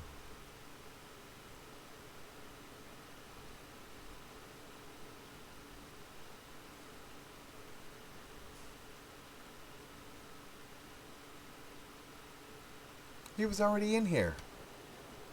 We were talking about him, and he was in here. Yeah. My God, where in the hell have I been? I think I just woke up. I think I was sleeping. Yeah, 3. I didn't read that when I read all about the American Revolution, but I think it might have been a footnote or something. I'll have to go back and reread that section. Paul Revere section. So I haven't seen a Paul Revere, and I haven't seen a Thomas Jefferson, and so on and so on. Where in the hell did the Patrick Henry give me liberty or give me death? I'm not seeing anything like this. I'm seeing give me a fucking pair of Nike sneakers. But maybe that's this type of revolution. It's a revolution for idiocracy. So.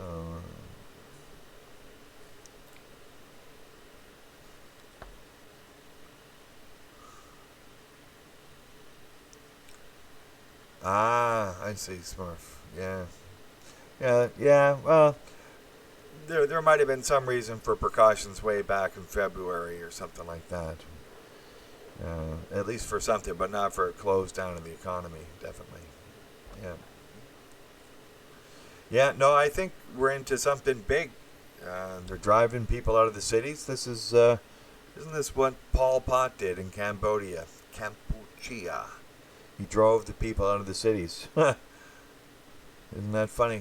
So people are going to work from home and can work anywhere. This is going to kill real estate prices in the city. And maybe that's an attack upon the swamp. Yeah.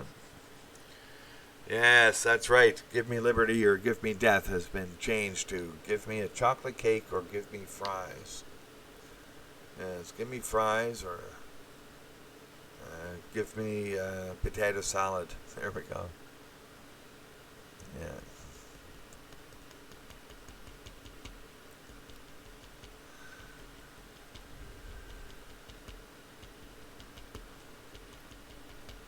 Yeah, I think that song by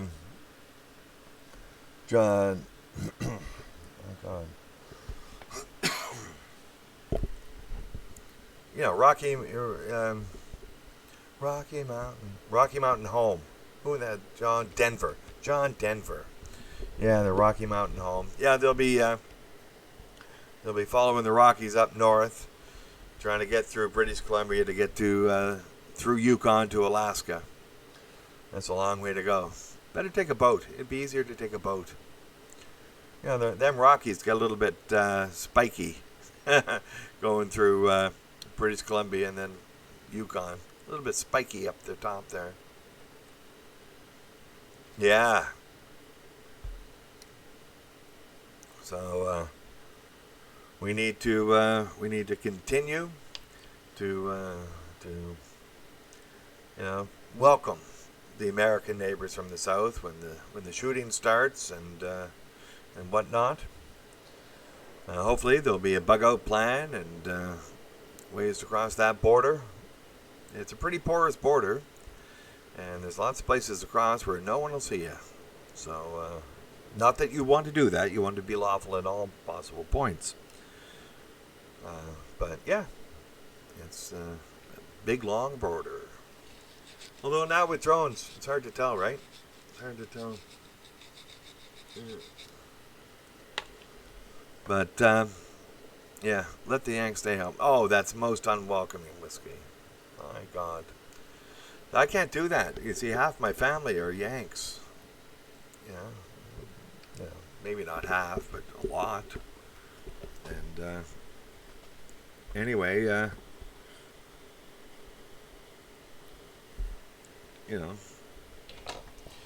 but, when we meet up, it's like, they got that edge to them. They're Americans, we're Canadians. And, but, we get along well enough. Been back and forth across that border, but now it's different. Now you're locked down in your house and you can't leave the province. My God, this is a crazy. Oh, sorry, the movie is it's a mad world. And that's what we're getting. We're in a mad world. Yeah.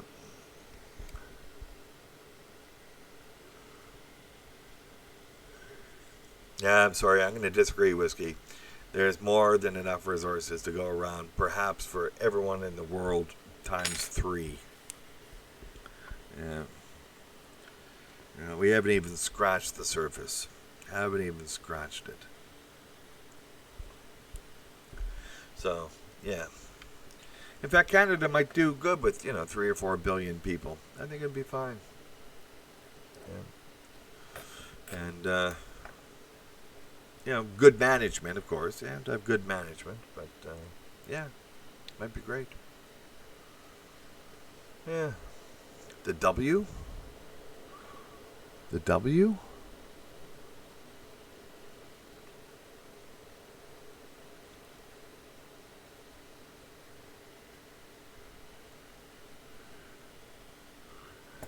Oh, man. Yeah, I don't know. I never had any trouble negotiating a destination after doing some of the essential cannabis. But yeah, maybe the Wokies will have a little trouble. I'm just thinking about Cheech and Chong, the first movie. They wind up, in the boulevard, in the median of the boulevard. God, that was funny. Man, what was that? Man, it was Labrador. Labrador, man. I don't know about Labrador. Yeah, my dog ate my stash, man. I had to follow it around for a week with a baggie, man. Labrador. Yeah. Yeah.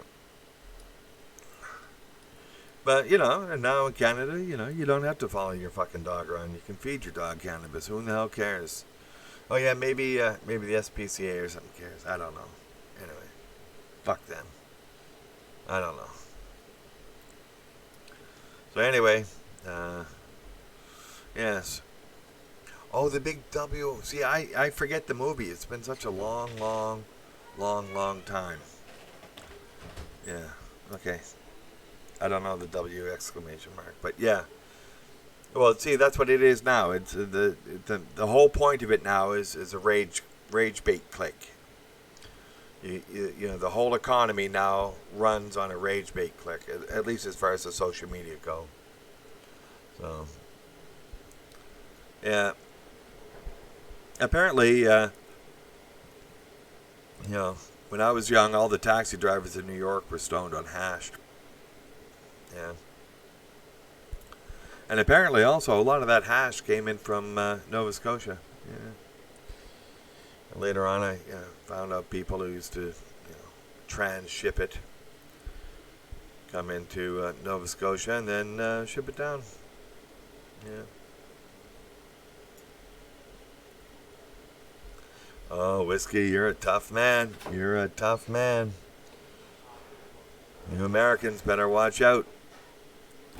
Canadians are friendly, but you've told, I think, your share of Canadian jokes for a while. That's what I'm getting here. That's what I'm reading. So, yeah. You know, we got enough problems in Canada, to tell you the truth. Actually, maybe more. You know, look at the Prime Minister. Say no more. So, yeah. Keep your problems south of the border, but I don't think that's going to happen. I'm sorry to say, Whiskey, you're going to be inundated. Or maybe not.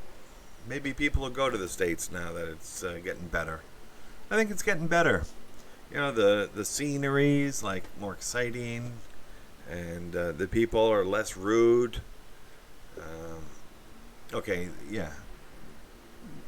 Maybe only because, you know, they may get a brick through the head, but they're less rude. So, Travis. Did I meet Travis in New York City? I don't know. Who's Travis? I don't know Travis.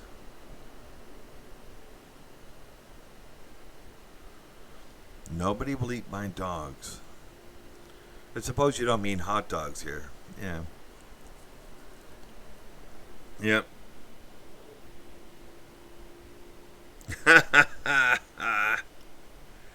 Yeah, well, see, that's the problem. There's only 35 million Canadians and 330 million Americans.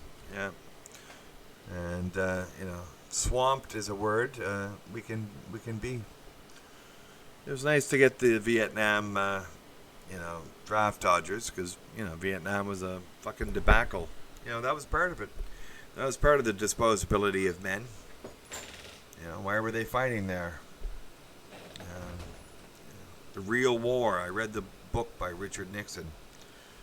I don't think I agree with it then, and I don't agree with it now. You know, you're blowing the shit out of a primitive people. Yeah, that's it.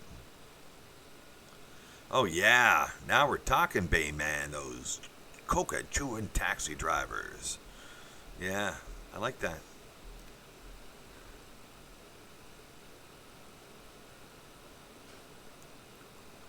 Oh, Travis. Travis equals taxi driver?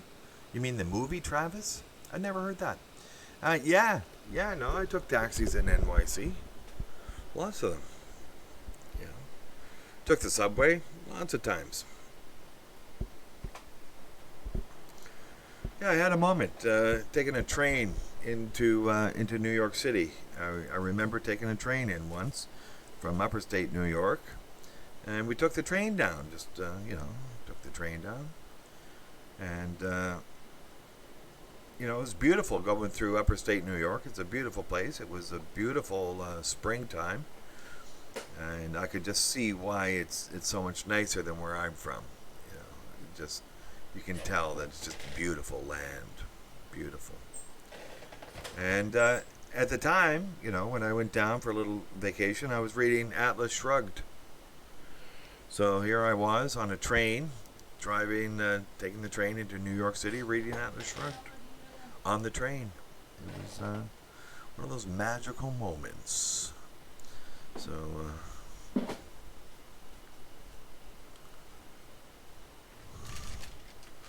yeah, I think we're all talking trash here. Travis Bickle, my God.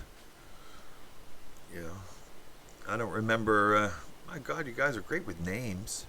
The W of Mad World, and now Travis Bickle. My God. All I remember is, what's your name? Easy. No, what's your real name? See? That's all I remember. And I think I only got that because I did it for Jodie Foster. When the fuck did he shoot?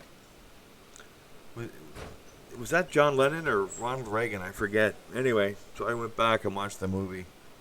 He did it for her? Fuck, man.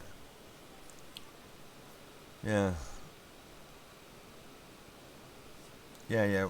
We got, yeah. For anyone who doesn't know, Taxi Driver, the movie, it's a great movie, no question. Yeah, it was pretty sick in 1976. I'll give you that. I was going down to America, at that time.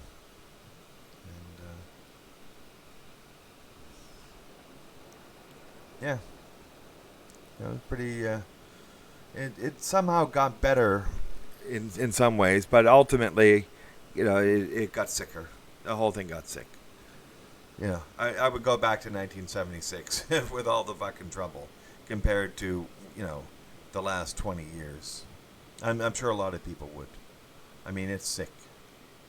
So many people on psychiatric pills, man, it's nuts. Yeah, that's right. Yeah. Travis. I think we're going to get, a complete breakdown of this fucking movie. No, I did not meet Travis Bickle as a taxi driver in New York City. No. I met other taxi drivers probably, although, taxi drivers are somewhat invisible. But, see, better music, great music. And in fact, I was talking about music today. I was talking about that great song by Michael Jackson, Human Nature, written by Steve Porcaro of Toto. And, while listening to that song and watching him perform that at Wembley Stadium in 1988, this was a stellar and mind-blowing performance, really. To see him at the very top of his game and sanity. And it was just downhill from there in both areas, I think. He was still a great singer and probably dancer and entertainer, but he started to get fucked up. And the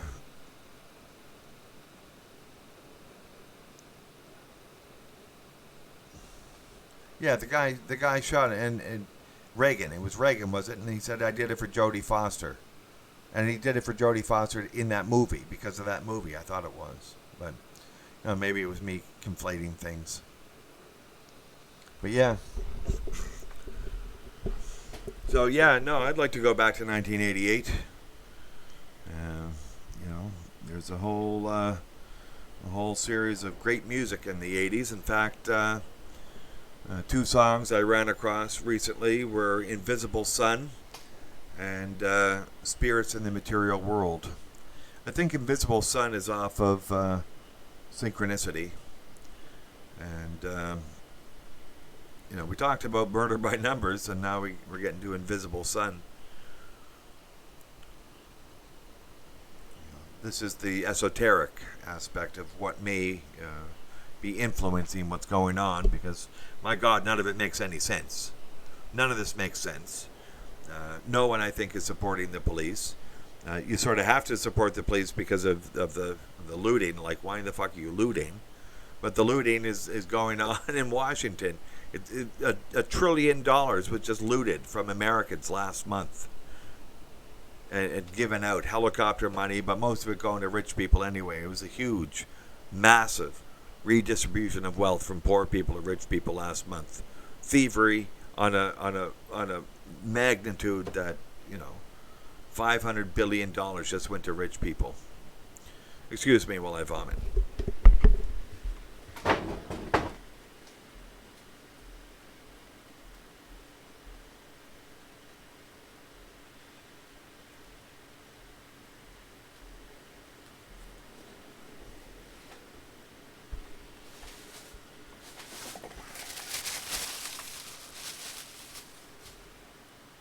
There. I'm feeling better now. Ghost in the Machine. Is that Spirits in the Material World? I like that. That's one of the great songs in my repertoire of listening would be Spirits in the Material World. That's how I view myself. And, the philosophy I read. That, okay, yeah, I know about matter and I know all about it, but ultimately we are, each of us, greater than our material beings. And, okay, yeah, we have the desires and we like the eye candy and all of this is wonderful. You smell the roses and you enjoy it, but ultimately, we're looking at a play of the universe unfolding. And, you want to ensure that in this journey of watching this play and being part of this play, that you keep yourself.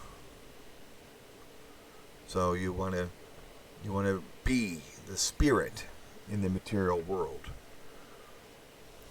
And, you don't have to be a saint, but, notice that, we don't know, and there may be no easy way for us to find out where we came from, either individually or in sum total, and where we're going, I believe, is a mystery to everyone, regardless. So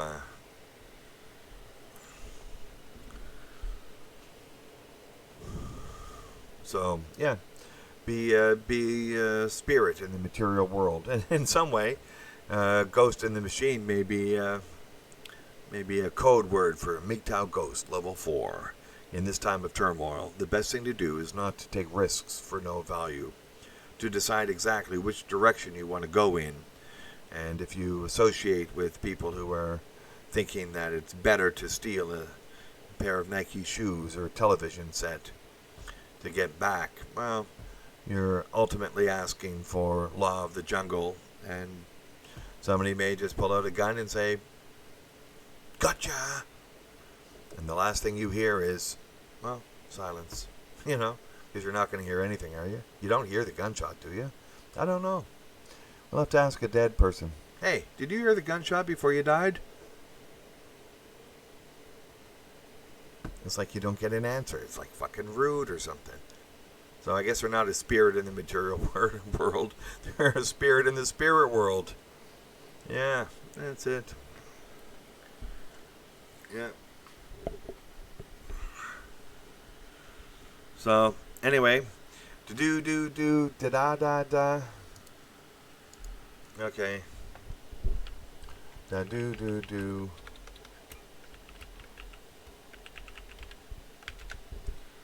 Okay. Don't think me unkind. Words are hard to find. They're the only checks I've left unsigned from the banks of chaos in my mind. And when their eloquence escapes me, their logic ties me up and rapes me. Do-do-do-do, da-da-da is all I want to say to you. I'm sorry, Monk Music. It's hard to get a step up from that. I mean, those are like that's beautiful. Don't think me unkind. Words are hard to find. So he's having trouble. He's approaching that ineffable thing that you can't say. That there's no words to say what you want to say, and the word is ineffable. We often get to that in philosophy. And so the checks they've left unsigned, I don't know what it is, so I can't sign it, right? From the banks of chaos in my mind.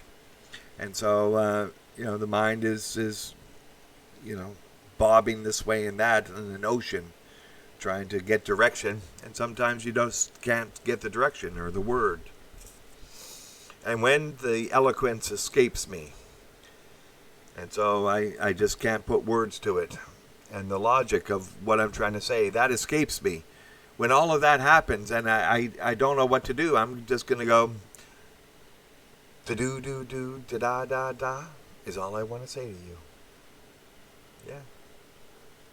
And in fact, maybe that's the best thing to say at this point, because I don't know what to say. The eloquence has indeed escaped me on the insanity that I see around me. I put it as the worst government possible. That, again, I may be accused of being a CIA officer, but I don't think it's the Illuminati. I think this is just a stunningly horrible example of the worst government possible.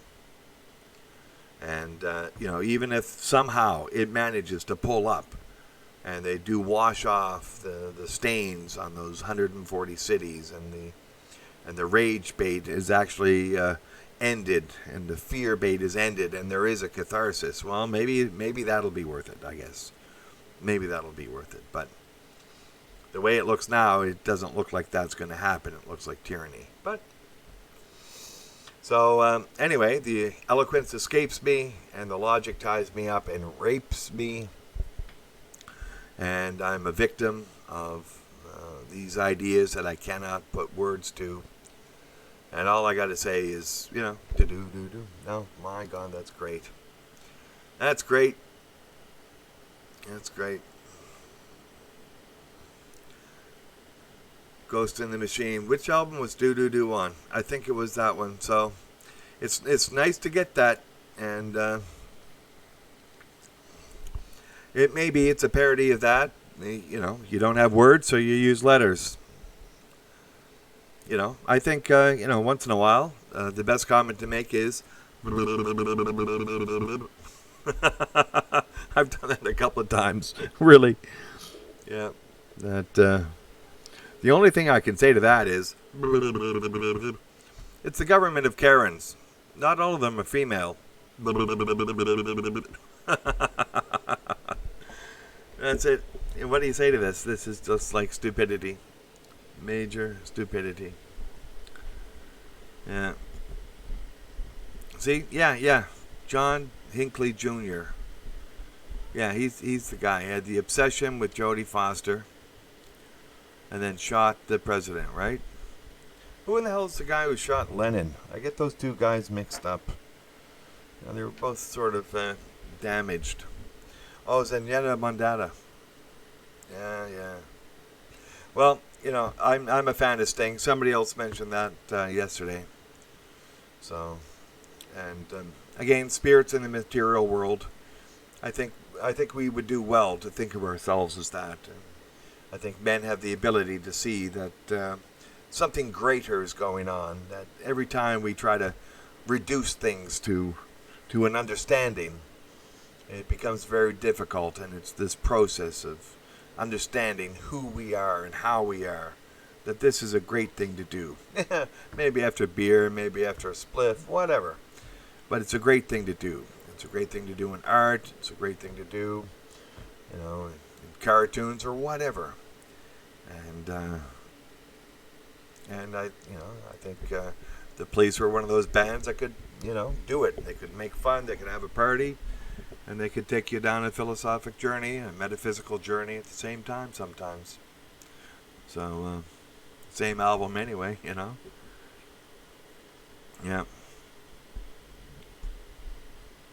Yes, that's right. Poets, priests, and politicians, not to mention MGTOW content providers. Yeah. All these P words. Providers.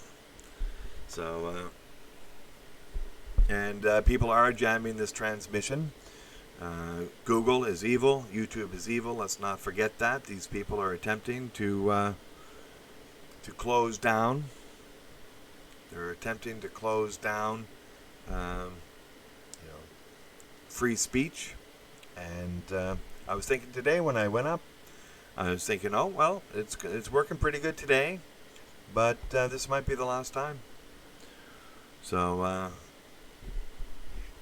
yeah, this is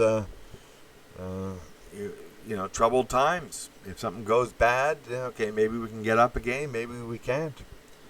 So remember, there's lots of men out there, and the time is now for men to get together and recognize that men are the prize, and friendships with men are what lasts. This is what lasts. you want to make sure he's not a psychopath. Remember, 4% of men are psychopaths, and a couple other percent have problems. So, you maybe want to engage with them in some way, but you want to make sure that that the boundaries are clearly set. The psychopaths will try to gaslight, and despite our best intentions, we can fall into that codependency, let's say. So, yeah, that's right, MGTOW Smurf. Yep, don't stand so close to me. It was at the bus stop in the rain. You do that now, and this was when it was turning. Previous to that, the teacher might have picked up the girl, and then back in the 40s or something, and the teacher might have married the girl and lived happily ever after, but not by the 70s or 80s. No way. It had turned sick, absolute sick, and you couldn't do that, and you couldn't even be nice, and then we were supposed to stay human, but we didn't. And we became legalistic and insurance safety minded, and listen and believe, and women thought that they were equal, but they weren't, and men were told they didn't have to stand up when a woman entered the room, and you don't have to give up your chair, and you don't have to take off your hat, and even the white knights aren't doing that. The best they'll do is if somebody punches a woman in the face, they'll say, "Hey man, you can't do that." And all you got to do is say, "Buzz off," and they go, "Oh, okay, don't do it again." So no, we were supposed to stay human, but it was sustainable back then. Women were weak. They knew they were weak. They depended on men to be strong. Men were strong. Women were protected. And okay. And less men got disposed of in the whole fucking thing. But now, it's gone. Do not even think of doing that. You see some woman, car is broken down on a lonely highway, you fucking floor it. You don't even think about stopping. You keep on going. You don't know what the fuck that situation is. Okay, maybe it's just normal, or maybe it's just crazy shit. You don't know. Is it worth it? No, it's not. No, it's not. They try even this pulling shit on police. They got the cams, right? They got the police unions, right? But now, who the fuck knows, man? They got the cams. You want to see that video game? Maybe I'll play that video game. We'll play that video game. Let's entitle this "The Last Moments of George Floyd's Life." The incident occurred on the corner of East 38th Street and Chicago Avenue. A security camera outside the Dragon Walk restaurant at the corner captured an initial police interaction with Floyd.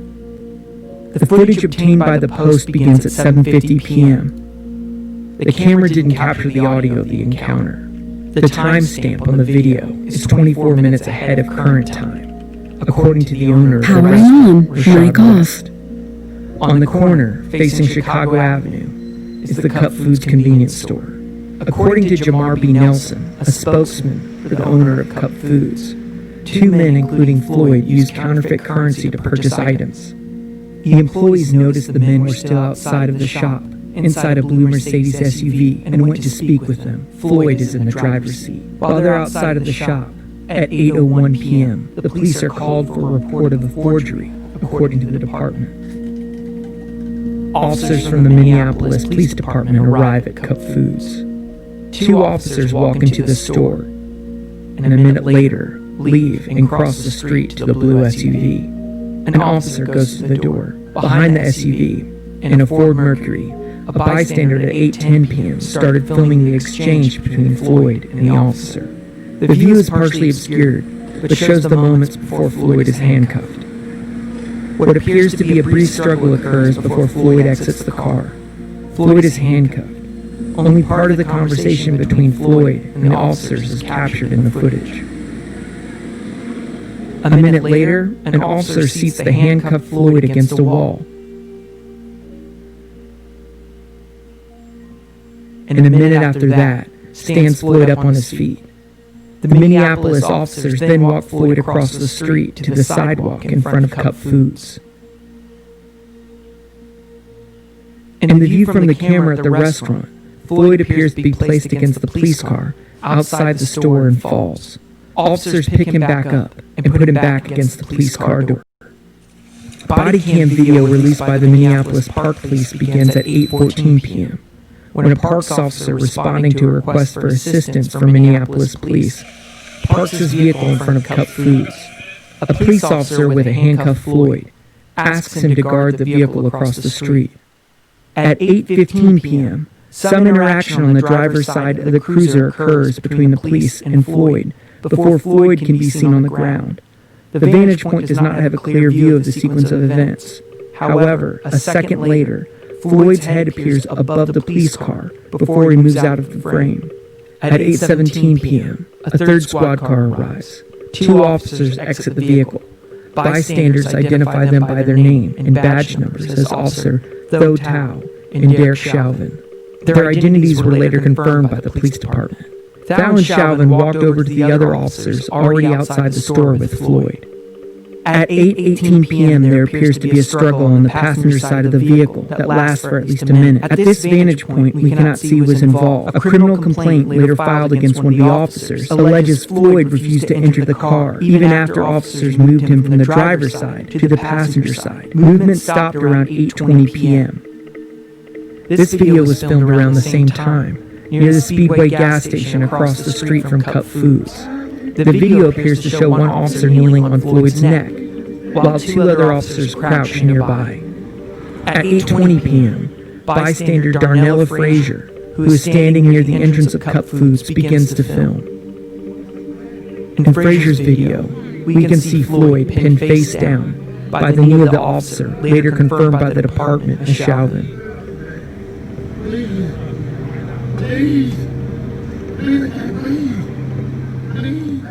At 8:22 p.m., 2 minutes after Frazier started filming, officers called for an ambulance.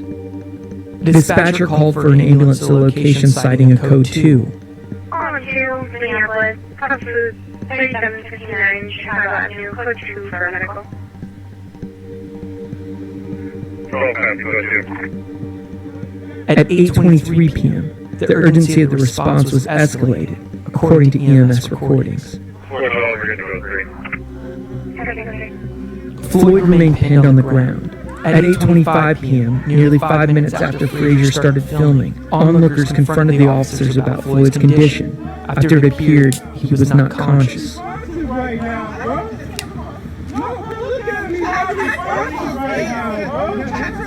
Across the street, the park police officer speaks to a passenger who was in the vehicle with Floyd. Here, I tell my partners and them down over there, they can figure things out. We'll figure things out, alright? Right now, we're grabbing an ambulance for your buddy. At 8:27 p.m., a Hennepin Healthcare ambulance arrives. Shortly afterwards, a young relative of the store owner walks out of Cup Foods. In Frazier's video, an onlooker reacts Auto to the shutdown onlooker. initiated.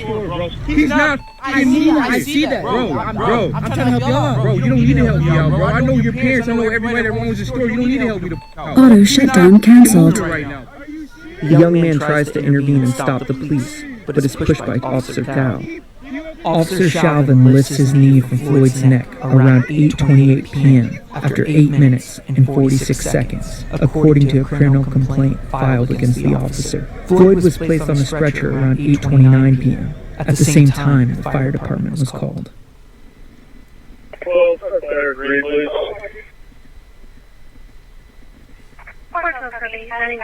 Frazier's video shows the Hennepin ambulance leaving the scene at 8:30 p.m. According to a May 26 report from the fire department, 2 crew members of a fire department ambulance. There you go. There's that video. Sorry about the Chinese subtitles, but that's what I got, and it seems to be reasonably straight ahead view of the last moments of that man's life, and none of that looked good. None of that looked correct. This was This was not the way it was supposed to be. And, it's either just really bad cops, stupid cops, evil chief of police who won't resign. Or maybe the police were part of the forgery episode and they wanted to silence the guy who might be able to spill the beans on the police. Don't know. But if you play with the police in that way, you're going to get burned because they don't care. In fact, that's the whole thing. You play with these people, they don't care. They don't care about you. And I think this is what MGTOW teaches. They'll just throw you out on the street and let you rot. You work in the military, you get injured, they'll let you rot. You go over, you get married, your wife does whatever, she takes your pension, you got to go over and fight again, then she gets all that money. And then there's Chad and Tyrone and fucking Rodrigo and Zhongyi and Wang Chung and fucking everyone. Okay. No worries. So, you don't play with these guys. You think you're in with them, you're not in with them. They're not there. They're not there. And this is what it means. We were supposed to stay human, but these people, you can't stay human. And so, that's what we get. Anyway, conspiracy or fuck up, I think that's it. Yeah, I think that's always going to be the choice, isn't it, Bayman? We can turn, this or that into a conspiracy, or it's just really fucking stupid or bad, or just the whole fucking thing went stupid. Why would they move him from a passenger seat to a driver's seat or something? In the back? What in the fuck you doing? He was already on the ground twice. What in the fuck are you doing to people? He's innocent until proven guilty. And there doesn't appear to be any mens rea. There was no sense of guilt. Otherwise, they wouldn't have, passed the forged notes if they did. And then hang around outside the fucking store, watching a cop car drive up and cops go into the store and still stay parked out in front of the fucking store in your car.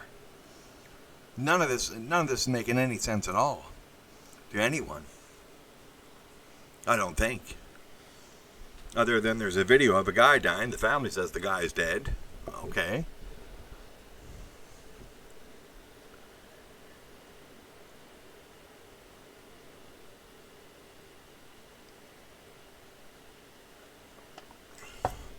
Gung ho.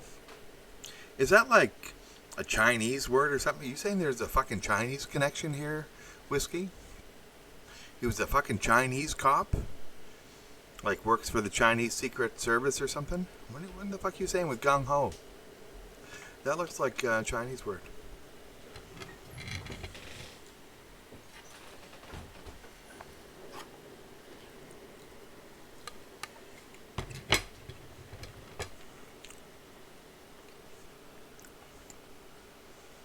Yeah. I know what's going on now. I think the Baron Exile sees it too. We got another one, don't we? Baron Exile. He's coming up. Knee doesn't go in the back. Knee goes in the front. We got you. Ni hao ma. It goes in the front, not in the back. We got your code. Whiskey, with his gung-ho talk, is a Chinese plant. The next thing he's going to be doing is saying, kowtow. Auto shutdown initiated. Jeez, man. I don't know where that came from, Whiskey, but it's great. Ni hao ma. Yeah, no, they're aggressive. Hey, Lamprey, we were just talking about you. Or at least I was. I think it was yesterday. I said, where's that Lamprey, guys? Fucking New York just, what's it doing? What in the hell's New York doing? You want to drop in? Can I bring you in? I don't know. Can I bring you in?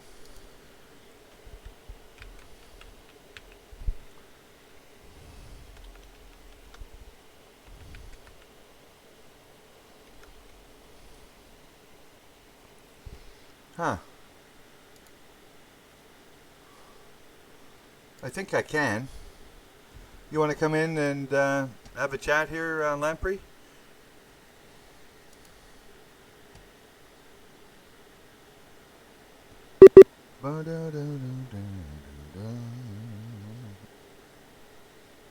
Okay, let me see if I can do it here. Okay, I think I can do it. Hold it.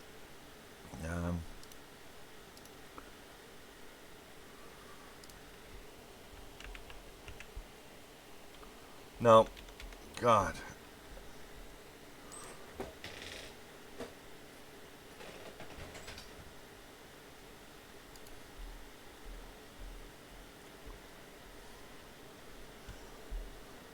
Yeah, I don't know. Could you, if you want to drop in, Lamprey? Otherwise, yeah, send me an email or something, and I got to invite you on Google Hangouts. I'm working on Google Hangouts today. Oh, for God's sakes, Baron Exile, you see, CIA agents are always concerned about Antarctica more than anyone else. That's it. That's it. Fuck, man. We got CIA agents. We got Chinese intelligence agents. Jesus. Ni hao ma. There, we'll be happy. Google likes that now. After all, that's where the order came to lock down everyone and blow up the economy. It was on March 11th that the head of the World Health Organization cited Chinese reports as the basis to declare a pandemic. And that was when all the snowflakes and all the virtue signalers in America said, we want to be as fearful about this as is humanly possible. Thank you, Chinese reports. Thank you, Tigrayan Marxist. And then the rest is history. Now we've got stuff burning. And it's burning in New York City, apparently, with police doing nasty things, according to the governor, and great things, according to the mayor. So, yeah, see? The CIA knows all about this shit, man. A geothermally warmed lake. Yeah, that's it. And, you know, underwater structure, well, it wouldn't be the fucking first one. I think there's a dozen of them now.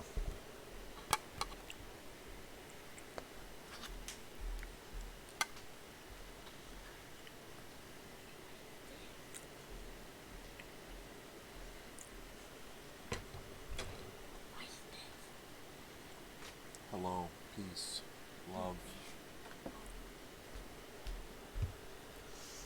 Yes, well, I think you got it planned out there, the Baron Exile. You can go do exile in Antarctica and join all the friends down there from the, who was it, Mueller, Fox Mueller. I think he's down there now. And so, yeah. Nah, everyone's down there now, Eggy. Fuck, man, everyone's down there. Yeah. Yeah, that's where, you know, the aliens hang out. The aliens are all down there. Yeah, they're doing that, you know, Antarctic thing. What was it? The Pope went down there, like the president went down there, you know, just a couple of years ago. They got instructions, and this was the instruction. Destroy the world. Let us see your conviction. Yeah.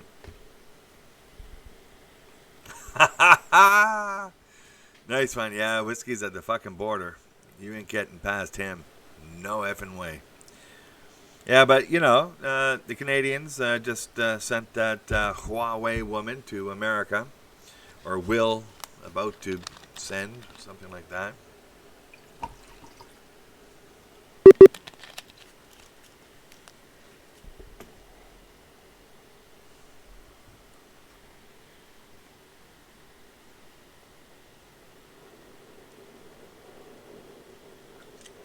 Yes, that's right. In a fluid situation, Baron Exile, there's no planning. Things can change on a hat. You think Canada's safe, but it's not. The border can close, and you'll be forced to make new plans. But actually, you know, I like the underwater lake in Antarctica. That's great. Yeah, the Pope did go down there, and one wonders why. And, you know, a whole bunch of shit goes on down there. A lot of the flat Earth, you know, analysis takes place about the inner goings on in Antarctica. And Yeah.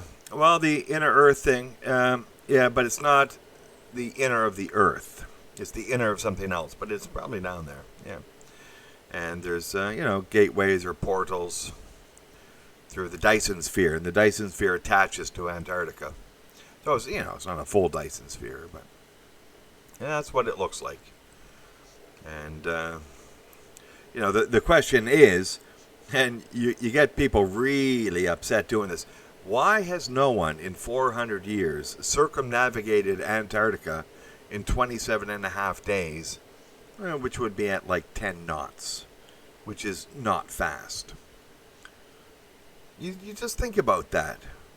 In 400 years of exploration, and remember that you got a paraplegic who's climbed Mount Everest, but in 400 years, no one can circumnavigate Antarctica in 27 and a half days at 10 knots. The current, if you just follow the current's a couple of knots. So, the treaty down there, it's like the only one that everyone follows, like 100%. And why can't you go down there? It wasn't environmental. Remember, it was done in the 50s. That was like, a decade plus before even Greenpeace, right? So there's nothing to make sense about why they closed it off, when they closed it off. And there's nothing that makes sense about why you just can't circumnavigate it in 27 and a half days. Yeah, maybe a little bit more, a little bit less or something, but nowhere even close. So, weird things. And again, there's nothing to see here. This is all just nothing to worry about. Nothing to worry about.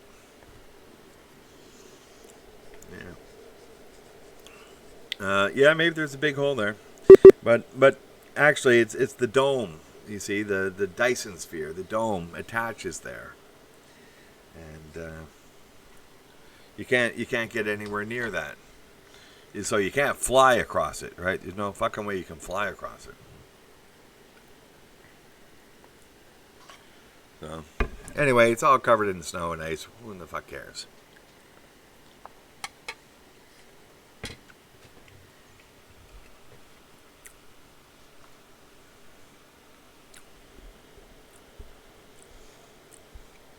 Pandemic, I don't think you want to be fucking saying that the altar of Satan is 5 miles away from you. And that's just like too close, isn't it? Yeah.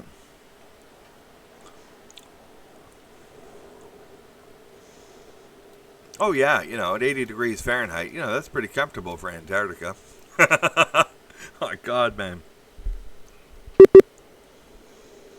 Oh yeah, no, you can't fly a private plane. No.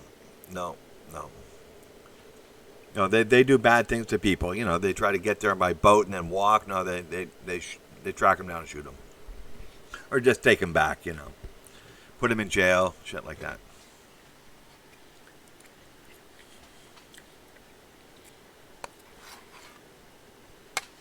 Except Fox Mulder.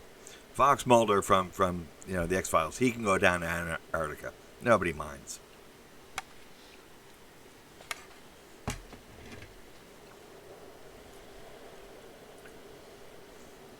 Yeah, sorry about that. Yeah, that was a conflation of reality and television. I'm just joking. Yeah. Yeah, geothermal heat source. Powering off. There'll probably be a lot of them. Apparently, everyone knows this, right? Humans have only really dug a little tiny hole down 12 kilometers, and that's it. So, you can put that hole down, 12 kilometers, and, get this geothermal heat happening. No worries. Yeah. I don't know. Why don't you put the that watch thing in?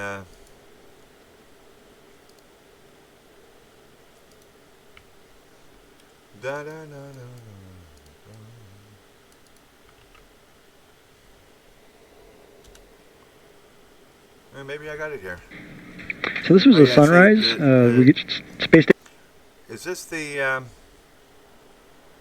HD highlight rail shot from the ISS? Is that the video there, Iggy? Because they start with the curved thing there, shot with a GoPro. So, you don't know anymore. You don't know. The picture doesn't tell anything. Unless you shoot it yourself, I suppose.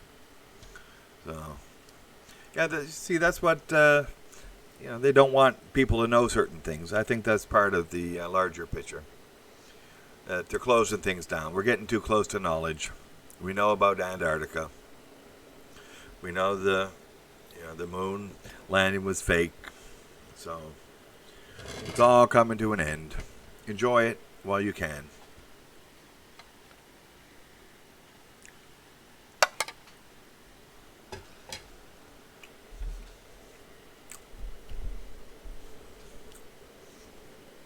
The portal of evil is 5 miles from pandemic, Eggy. I hate to tell you, we already have it. Well, maybe it's not a portal, but it's an altar of Satan. Portal of evil, altar of Satan. I think we're pretty close on that, aren't we? It's basically the same thing, right? Anyway, yeah, what was it? Living in a Nightmare. That was the title last night. So it does appear to be a nightmare. More so in some places, less in others. It's very confused as to who's right and the motivations for things. And you can point fingers and say, well, that's not their motivation, but maybe they don't give a shit anymore. This is what I'm thinking is part of the systemic breakdown. You take a man who's had everything taken from him. He's not going to give a shit anymore. So he's a coroner. And they say, here's a bag of Benjamins. Say he died of a heart attack. Okay. And you know why. Because, he was in front of the family court judge, and everyone, his wife and kids all hate him now. And he's got to pay all this fucking money. And his wife's getting him from Chad and Tyrone every fucking day of the week. And he's got to pay off the house. And somebody offers him $50,000 to do something evil. Yeah. Fuck you. I want to fucking get the fuck out.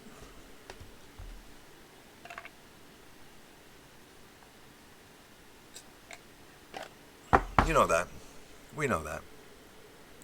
What in the hell do you think the systems are going to have as far as strength goes when you got people like that all throughout them? Police. How many? Maybe that fucking guy with the knee. What in the fuck did he go through yesterday or 2 days before he did this? Was he in family court getting eviscerated by some fucking judge? Is that how he was feeling? Now he has to fucking deal with this bullshit. Guy won't fucking stand up. Now I gotta fucking do this. I'll fuck you around, you fuck. Yeah, maybe that was happening to him. I don't know. But you wouldn't put it past him, and somebody, I got no fucking money, I got fucking nothing. The court's, fucking taking all my money, and then they say I can't even fucking work. Well, they won't know whether I stole, $600 worth of stuff. At least that's a few bags for a couple of weeks. You drive men to the very fucking edge, they're going to go further, right? So, this is what you get. This is a systemic breakdown. Yeah.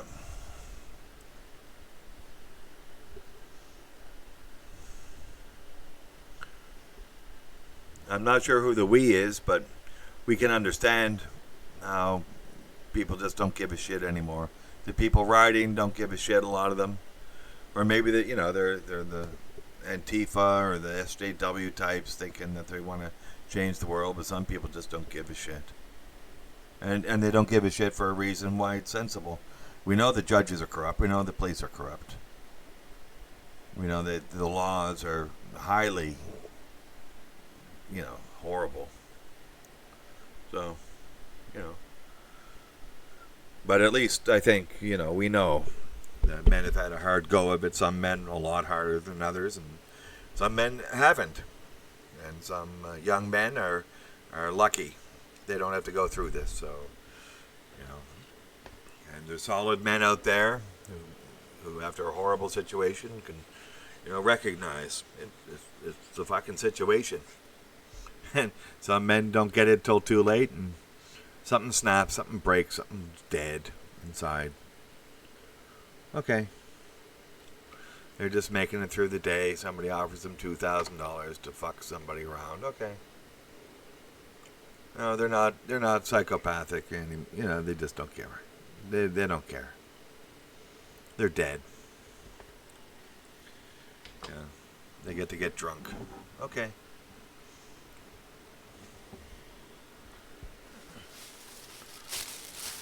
They wanna close down the economy. Okay, fuck them.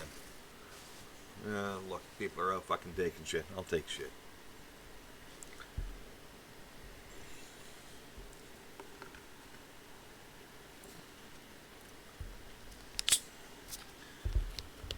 So,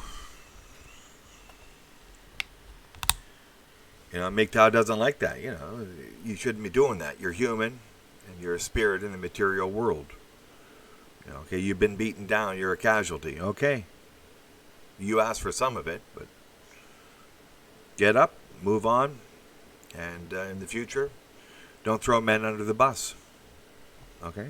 Well, maybe they won't throw men under the bus. Maybe they're just fucking taking a pair of Nike sneakers because they don't give a shit. Yeah. You're gonna fucking stop me from working? I'll have a nice fucking TV.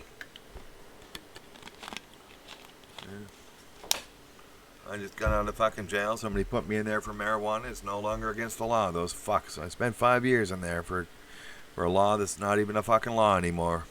Fuck you. I'm taking this TV set. There's a million reasons why people don't give a shit.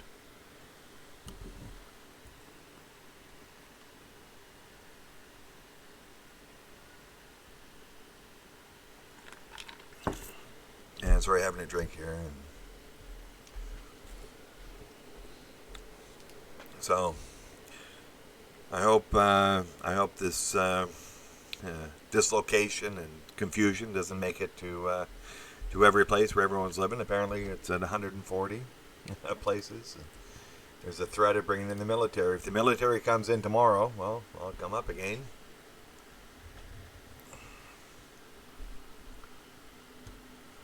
Cops drop to knee before protesters.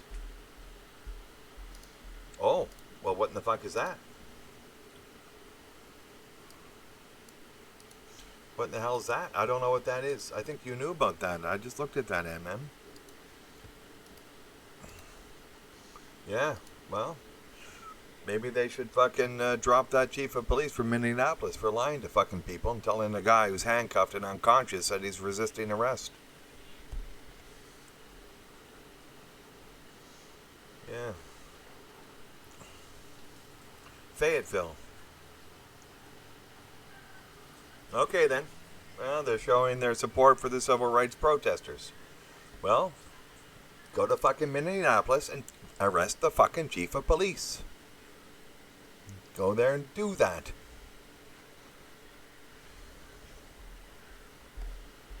So, anyway, it's just one fucking place, Fayetteville. It's a pretty famous place, actually.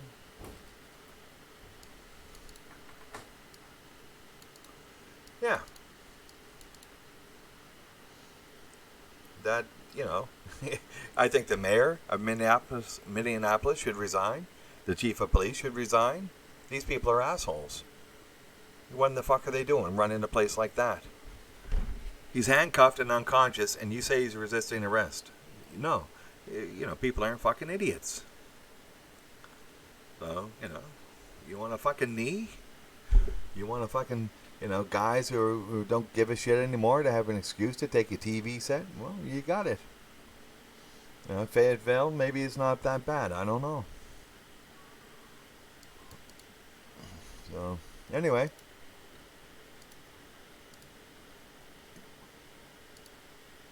Maybe there's a catharsis right there.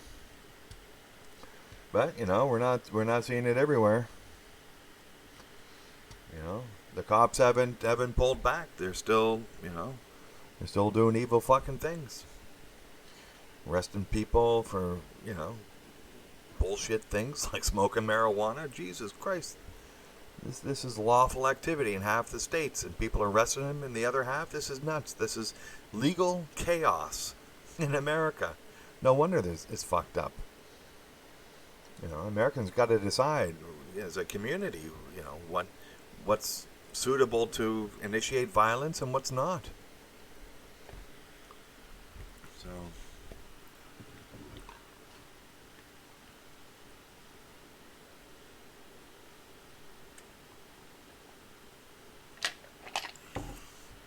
Yeah.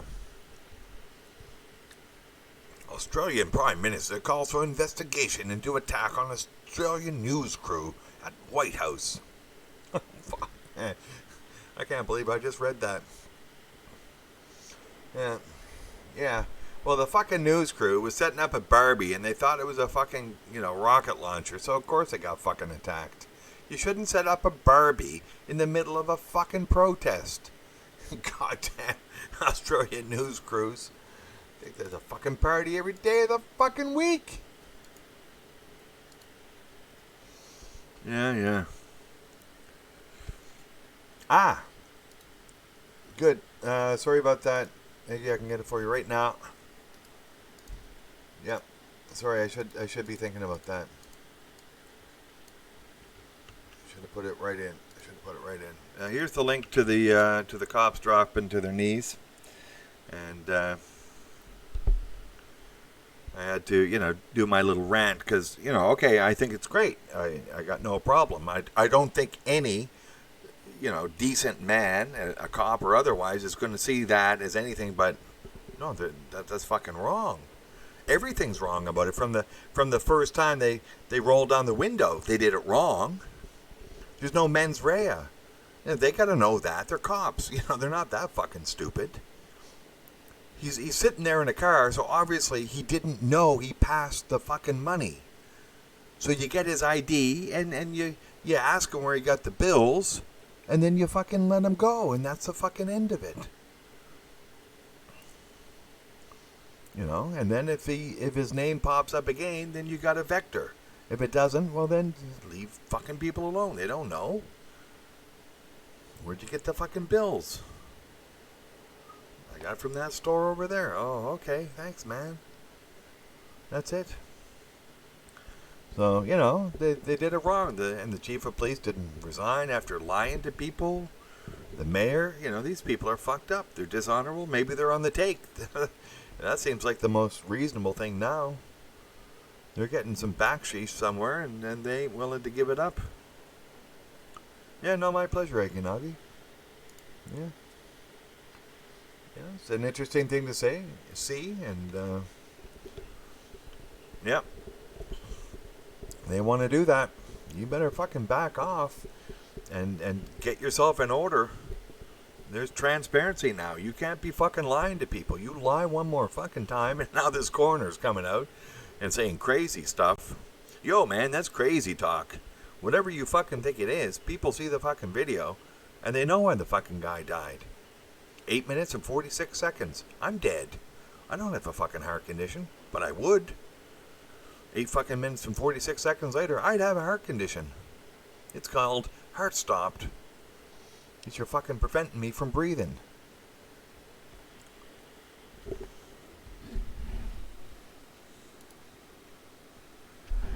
Da, da, da, da, da, da. And then the next one, the next video, I just sort of clicked on it to get it out here, is that Senator Richard Burr's, here's what we know about Senator Richard Burr's insider trading scandal. So he's fucking cheating, worth $1.7 million in stocks, and somebody takes a fucking television set. That guy's wearing a suit. So, as I say, those cops can go on their knees, but they ain't fucking doing anything.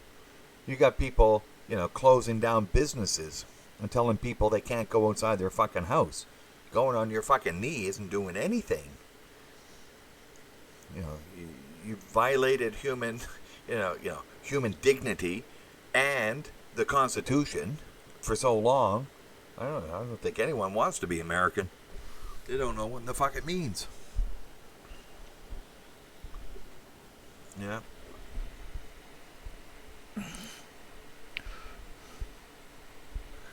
Couples should wear masks during ACT.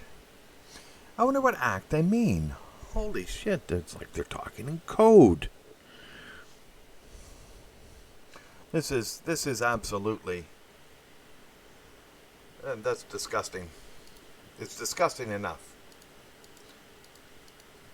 But, you know, I think eat space food from abandoned alien base. Yeah, I've just jumped into that, so... that's what I feel the next step is. Just penguin en brochette in krill sauce. Yeah, that's good. That's Antarctic food, if I've ever heard it. Yeah, that's Antarctic food. That's fucking great. Yeah. Yeah, I don't know. The ISS is, what, a Hollywood set, isn't it? That's a Hollywood set. So they probably got lots of fucking cappuccino, cafe latte, you know, everything. So I'm not concerned. They probably get everything they like. So yeah. Penguin eggs, seal meat. Yum, yum, yum. But they need something for scurvy, right? You do need something for scurvy, I guess. So the Eskimos don't. Otherwise known as Innu, don't. I think that's why they were called meat eaters, because they could eat only meat for the most part, I guess, or only meat, and not die of scurvy. I think that's what the Limeys noticed when they went over and tried to find the Northwest Passage and shit, and said, "Holy shit, these people don't eat any vegetables. Why don't they get scurvy? We get scurvy. That's why they call us limeys, because they give us half a lime a day to keep us from getting scurvy. You don't get the vitamin C, you get scurvy. Scurvy, scurvy. So, get your vitamin C, men. You can order it from the Penguin Cafe down in Antarctica. They will deliver, even in the COVID-19 lockdown." Yeah, some people don't like the word lockdown. I think it's great. You fucking people are sheeple. Oh, that's me too. We people are sheeple. Actually, I gotta say, where I am, it's not really locked down. Not really locked down. And luckily, I don't think I could take it. Yeah. In the nearby town, yeah. If you want to go into, a couple of places, they want you to wear a mask, and you do it, so you don't. Yeah. But otherwise, no. People are catching on. I think a lot of people are catching on. It's just a fucking hoax. Scamdemic, plandemic, scramdemic. Get the hell out of here with your bullshit. But then other people are doing like nutso stuff, and you're nutso stuff. You got to wear masks while doing the quote unquote act. This is again, I think, in Britain. So.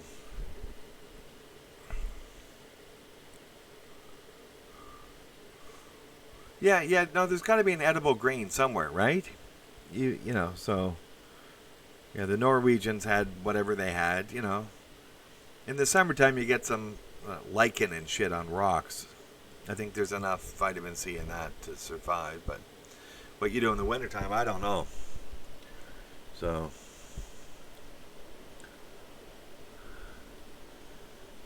Even the small flowers that grow, and they happen real fast in the summertime. Once the snow melts, it's like 3 days later. You can get something growing pretty fast. And then you get 24-hour sun by, June 21st. And, the plants grow, but they don't grow high, and the soil's not good, so. Yeah, the Brits have lost it. Let's admit it, just completely and totally. They go out for like 10 minutes a day, and they go, boo, like that 2 minutes of hate from the book 1984, which somebody correctly wrote was a fucking manual. So they have their two minutes of hate, And then they have their, appreciation for the National Health Service, which is horrible. So let's take the most horrible thing in our systems and make it the best thing, and that way we can, save trouble. So that's what they're doing.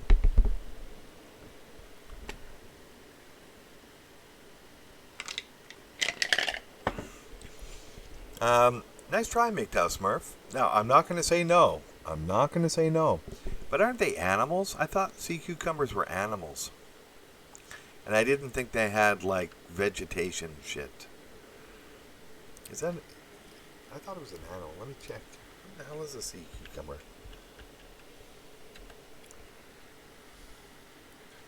Well, there's a lot of fucking Latin. Are enchioderms from the class Hauthrodore. They are marine animals with a leathery skin and an elongated body containing a single branched gonad. Gonad.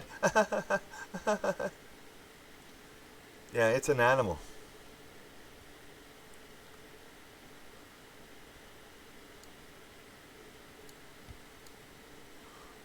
Whoa.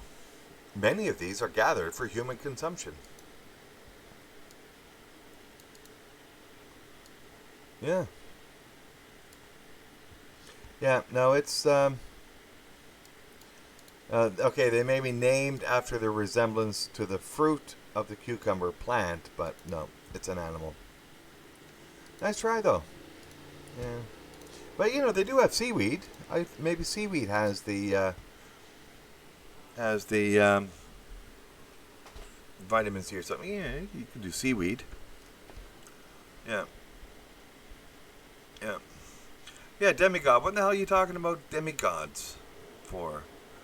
Yeah, Hercules was a demigod. Wasn't Achilles? Yeah, Achilles was a demigod. Yeah, it's a kind of worm. Well, no, it's not a worm. It's bigger than the worm. It's like pretty big. It's like a cucumber. Big cucumber. Yeah, I don't know. So get your vitamin C tablets and prevent scurvy. And you can eat sea cucumbers anyway. Yeah. Yeah, I don't know. I'm not into sea cucumbers, Baronex. Maybe I'll pass. Yeah, I'll pass. Oh, let Smurf do it. Go for it, MGTOW Smurf. Yeah. It's probably good. People eat it. They say a lot of people eat it. So, there you go. They do aquaculture for some of them. So it's got to be pretty popular. So, but you put it in a soup with some onions. It'll be good regardless. Yeah. Troops gather around D.C. Da da da da da da. Yeah, violence, destruction, escalate. That's the headline I'm reading. Okay. Curfew extended through at least Sunday. What the hell day is today? What the hell day is it? I don't even know what day it is. I think it's like Tuesday, Wednesday. Tuesday night. No, it's Wednesday now. Wednesday morning. So, yeah. Well, it's going to be curfews. I don't think Americans are going to like that after being locked down. So you're on lockdown and curfew. Oh, man. And then Biden is trying to, God. This is sad. The whole thing is sad.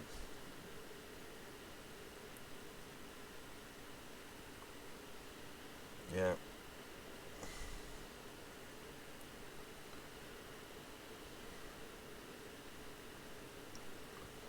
And somebody had to try to explain racism to Zuckerberg. I got no fucking idea why. Or maybe he's being sensible because, a lot of people don't see it. But, I think MGTOW men see it. Black men are getting targeted more than white men for certain things. White men are getting targeted more than black men for other things. So, if you got to hate on for somebody, it's going to be white men, not black men. What about Asian men? Not enough of them yet or something. I don't know. At least not in North America. They're walking a nice line. Yeah. Geez, pandemic, you're like, yeah. There we go. Anyway, I think I'm going to end now. We've covered the gambit from the Brits have lost it all the way to sea cucumbers, which are not a cucumber. It's an animal. Sucks shit in, does shit out. Anyway, I don't know about a famous dish. I've never heard of a famous dish called Buddha jumps over the wall, but I think Buddha, eventually became a vegetarian. He wouldn't have eaten sea cucumbers. Anyway, yeah, we're supposed to stay human, so maybe that's an admonition. Stay human. And what we're seeing from the Minnesota Police Force is not humanness. What we saw in the picture from Fayetteville, maybe was, but they got work to do. It's a small police force. What we see in a lot of places in the cities, all across America, and in fact the world, are police just doing bad stuff, locking people down, not doing their job they're supposed to protect. And if you don't do cockspostulates, if you don't demand that it be done and shown, then you ain't doing your job in protecting. Because right now you need brains, not brawn. And it's out there. Other people are talking about it, so it's not just me. So I think it's time for people to wake up, really, and MGTOW men, remember to get the word out to other men, to remember to keep your head down. There's stupidity all around the place. This is not going to resolve in a way that allows people to come out unscathed if they want to get involved in activities that are going to ultimately cause somebody to want to bring out a gun. And there's a lot of that going around. So stay safe, and if you're in Canada, don't worry. The protests are very small, currently. But if you're American, don't go to Canada. I will tell Whiskey. He will do something. Anyway, thanks for coming in, man, and take it easy and take care. And things are pretty crazy. And stay human. Stay human. Be good. Be great. But stay human. So many people are not. And we know why. End stream now.